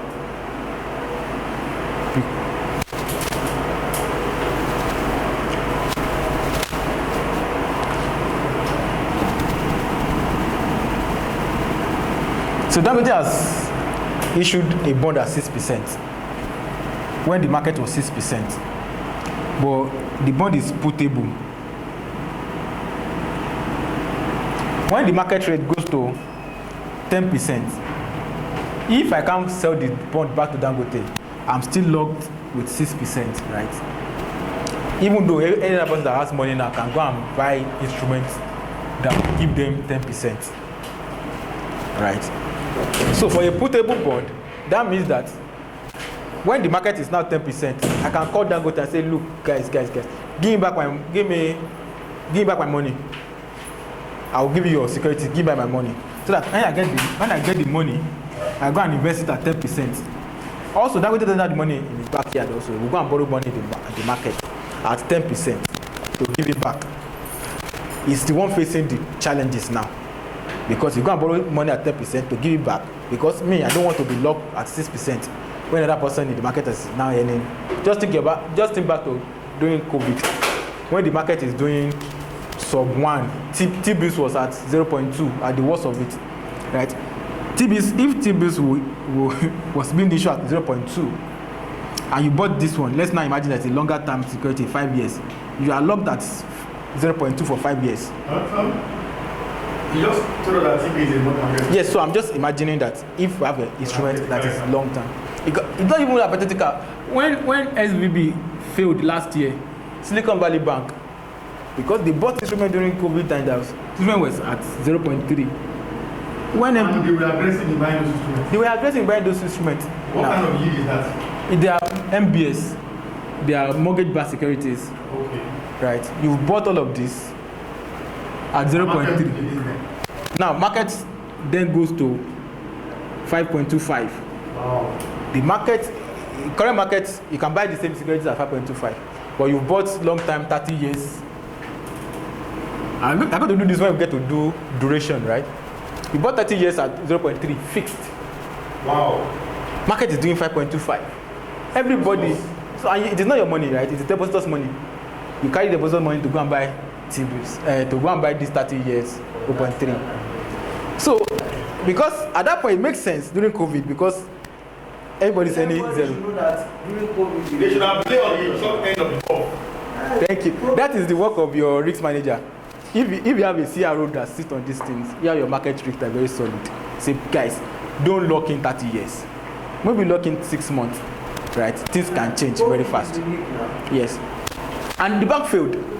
The bank failed in March last year. Anybody aware of Silicon Valley? Exactly. It's a very big news. Because, look, all the deposit money that you have, $1 trillion that you are going to put in there, deposit students, like, market is doing 5.2% because you lock at 0.3 because you can promise them 0.1 and they are comfortable with it during COVID time. And if I'm only 0.1 for my money with Stanbic Bank, but now I can take that same money and earn 5.25. Even me. What they locked for 30 years was depositor fund. Yes. Demand deposit. Yes. That's a mismatch. It is a mismatch. And that's why the question That's is a mismatch on the asset and liability side. Looking at inflation. Yes, that's why the question is on who is your CRO? Who is your market risk? For that kind of big bank, I would not say that there's no. Well, it happened. It happened in this market. So everybody to go and say, please, Silicon Valley, give me my money. Or even I don't even need to call anybody.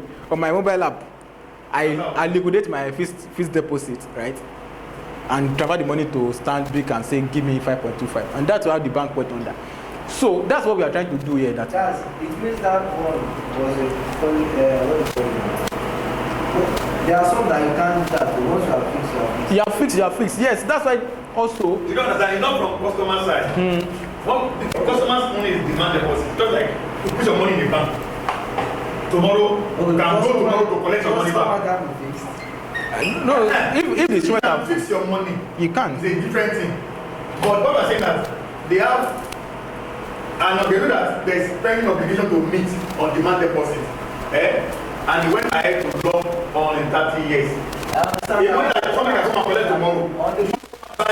And the instrument of 30 years. Even if you have sold instrument to me at, let's say, a 2-year fixed deposit, all I would do is to say, charge me penna. I want my money back. I want my money back. Yep, charge me penna. And that's what people did. The clause is there. It's called your money earlier. There's penalty on your interest. Yes. That's So If you don't dispute, there's penalty on your interest. yes. So that is what a putable bond will do for So you. for them, they could not get funds back. And If they decide to get more, I still lost now, 5%. yes, That's really because you're going to do all this repricing bond also. Because if you have a coupon paying this, sorry, sir. yes, If they are choose to adjust the interest rate for customer to realistic interest rate, you lost the interest. because look, if the customer are calling for their 1 trillion that you have invested here, because you have the securities, you can go and sell the security and say I want.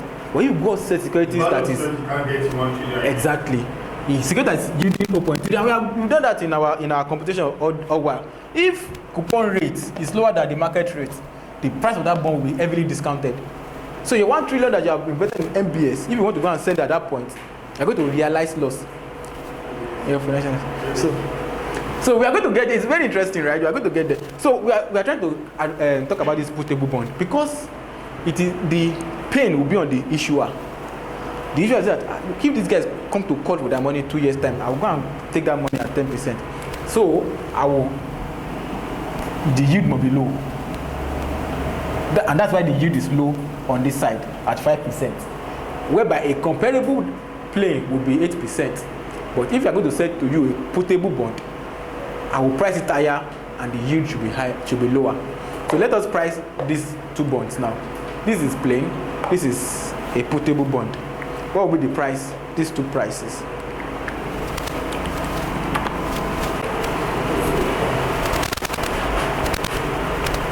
So what's the price? Minus 94845. No. 94. Please, let be using minus. The price should be 948. Sorry, it should be 948. Yes. So we don't get used to minus. The reason for minus is if I'm paying or I'm receiving money. For the putable, what's the price? 827. Thank you. What? Exactly. 1027. You can see this is even issued at a premium. Okay. So you can see if it's a plain bond, 948. If it's a putable bond, 1027. Value of put option is the value of put option is the price of the putable minus price of a plain bond. You are switching it here. I get that. For a callable bond, is plain minus call because the putable is issued at a higher price. That's why we are taking this as. So we can easily get what that comes to very fast as the value of put option. So we are just going to do all of this when we do derivatives, when we do bond pricing more in depth. So let's quickly wrap up with convertible bonds. Any question right here? You say value or something, is that not the pricing of it? It's not different. They're very different. Value and price is very different. And I don't know. We've done equity. Have we done equity in the class? We've done equity. So value and price is this. See, what you pay to get an asset is price.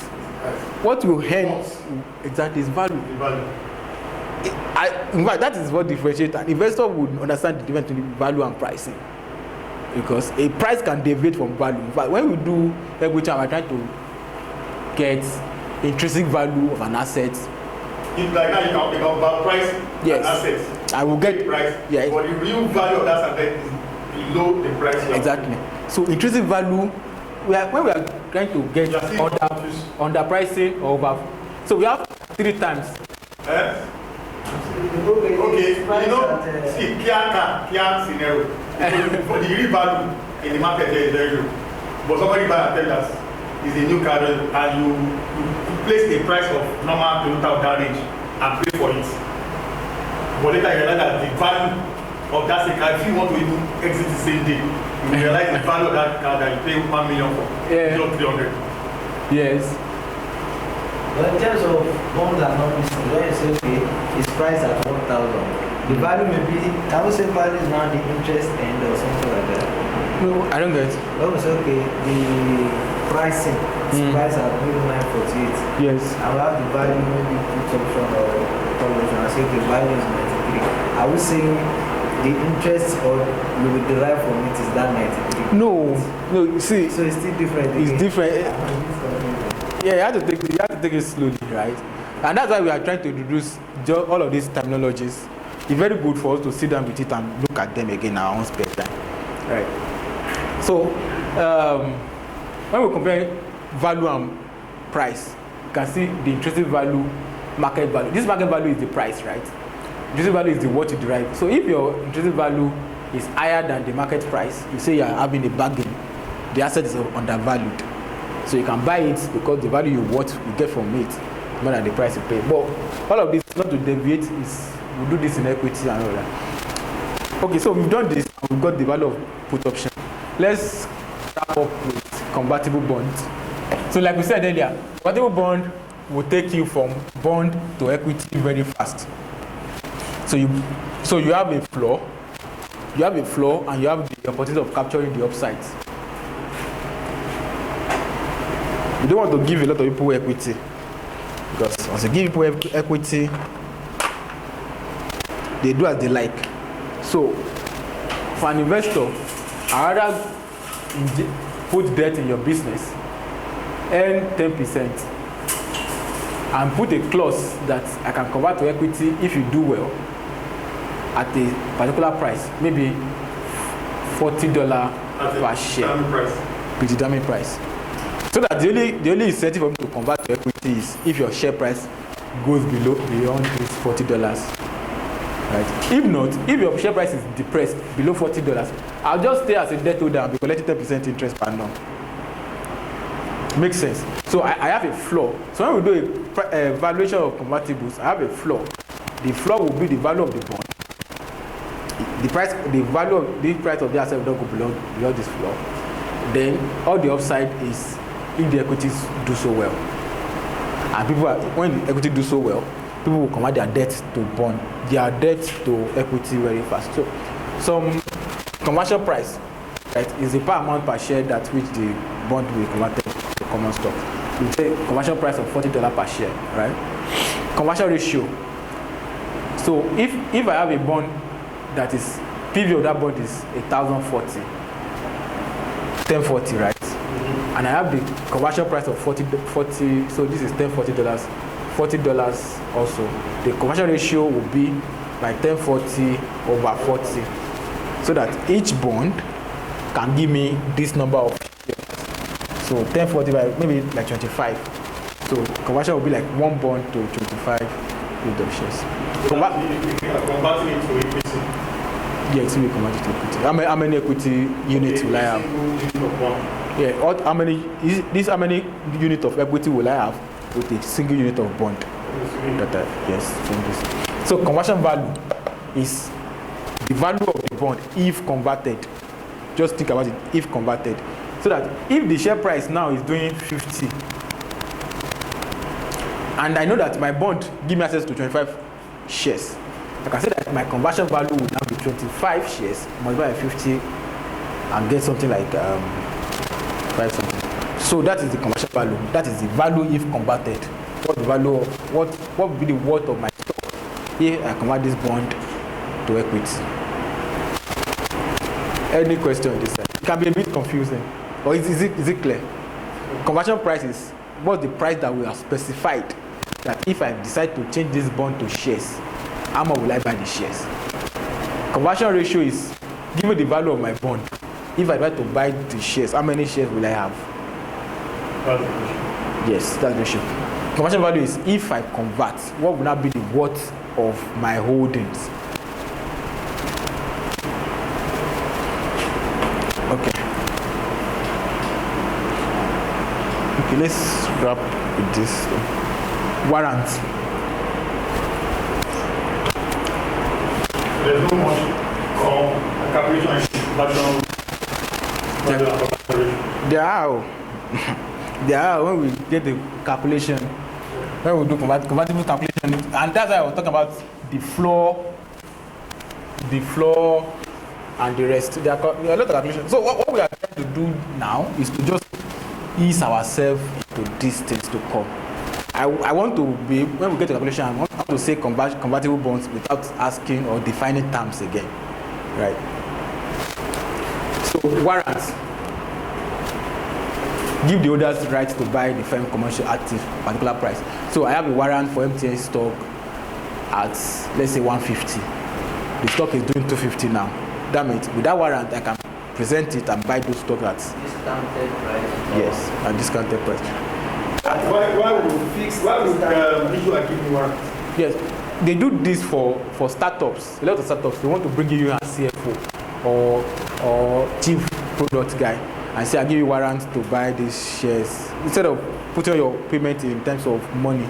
Salary. Yes. Okay, So that they can incentivize it to make the company work, make the equity price to go up, just to align incentives. If you are just collecting salary, everybody is scared. I don't care what the share price is. Okay, so convertible, yeah, this is very important too. I put a particular Credit Suisse. When Credit Suisse failed last year also, so you can buy contingent convertible bonds. What the contingent is? They said it is bonds with time bomb. So the name is bond with a trigger for detonator. So anyway, what the convertibles do is that you borrow money. What the contingent convertible? Contingent, yes, is you borrow money to Keystone. Let's say Keystone, 5 billion. You call it COCO, call it convertible bond. They look at our equity on our balance sheet. We have the share capital, right? We have so all our tier 1 capital for a bank will be here. Now they have an additional line and call it 81, additional tier 1. What is in this additional tier 1 is this contingent convertible. Just like how TBN is saying that, hey, banks will need to recapitalize. If they need to recapitalize today, the first place to go and look at is what is in this my 81, right? And what they do is convert all of those monies from debt that's having interest on to equity. So when if we can do that without going to the market. Yes, without going to the market, without even calling the investor that give their money. It is as bad as that. Without calling the investor. Without calling investors. Why? Because that is the structure of the instrument. So when Credit Suisse was to fail last year, 17 trillion was in this thing, 17 trillion. When these guys bought it and just converted this thing to equity, and they're not paying anything on it again, and that's all. So what about investors? yeah, it is tough luck now. It's tough luck. They won't get anything again, everybody will find. Yes. But what's the incentive that will make me choose that option? It is high yielding. It's very high yielding. Yes. This one will probably paying. That's my vision. It's high yielding. So. About the risk. So it's high yielding. So because it's high yield instrument with a time bomb. With the time bomb. Yeah. You can donate anytime. And then so I just pray that the bank does well, and they keep paying me 11%. So other thing we want to look at is legal, regulatory, tax consideration. So like we are talking about earlier, domestic bond and foreign bonds. So domicile in the same country which they are being traded, they are called domestic bonds. Foreign bonds, they are traded outside the market in which they are being from the countries in which the issuers lies. So let's say a Dangote that is domiciled in Nigeria issued a bond that is trading in Kenya. Even though Dangote has everything everywhere now. Anyway, so we have Euro bonds outside the jurisdiction of any one country, right? You can have Euro dollar bonds because that Euro bond is denominated in dollars. So Euro bond doesn't mean that because so I will call it Euro dollar if the currency of the bond itself is dollars, right? Or Euro yen if it is yen and all the rest. Global bonds trading at this one domestic market plus Eurobond marker. Bearer bonds is basically pay any holder of this certificate the face value when they present it. That's better. But whoever has the certificates, who will get the money? Days of paper certificate. Whoever have The the. certificate. So Those are negotiable instruments. That's all every instrument. yeah. So anybody that has that and present it will collect the money. Is this still in operation? I don't think so. I don't know actually. I don't Let's know. see transfer those things now. But you have, if you transfer bond now, you have to go to the registrar and change the holder. Same way we. I know they still do those things to transfer it to us. Yes. Let's do it. So Return it after everything. Is return our. you do repo. Now it's a repo. Yeah, You are not transferring ownership. Just to move the securities to your position, so you can have part. Repo, you are not transferring ownership. You're not transferring ownership. Is that your own rule? The coupon you get on it, you have to But go if you back to can't pay what you owe me. I will- that's at that point. Yeah, you just want to have the custody. It's a comfort. Yeah, you have the custody of the assets. It's a comfort. It's not your own case. That like the coupon you earn on it, you sell it, take it You back. have to tell you about So we have registered bond. We have the name of all the bondholders. If you sell it, you have to tell the registrar, and registrar will say that this name is off, this person's name is, and update the books. Registered bonds. So most times now we have registered bonds now. So we have international and domestic markets. We talk about it also here. So Cook, Sharia compliance. Also taxation. So for our bond, we have return on bonds. We have return in terms of coupon payment. If God help us and the bond is now trading higher, we have capital gains. And we have FS returns, especially if you have bought euro bonds, so or probably you are a foreign investor, you bought naira, and FS return just take it to negative. So these are the source of return for bonds, right? So capital gains, we have the coupon payment and all of the rest. So my coupon that I collect every time I pay with credit tax, right? If it is capital gains, so this one is taxed at income tax level. Capital gains, right? So, and that's what we are trying to talk about here. So, interest income are taxed at ordinary income. Capital gains taxed at lower than ordinary income. Most jurisdictions have CGT that is lower than the personal income tax, PIT. Zero coupon, and this is our FSA, that effective interest rate thing. Excuse me. Yeah. As an entity, a corporate entity, if I earn coupon, Yes. is this tax as normal income, ordinary income tax? Yes. So, but we have tax holiday before. I think about 2022, we have this 10-year corporate entity thing. Yeah. It's over now. It's over now. But if that is kind of security you have bought. If you buy FGN securities, even till now as personal person, as individual, you still have tax free, right? But corporate entity before used to be tax free. Now they already. If I buy any coupon, Yes. it's tax free. Yes, it is tax free.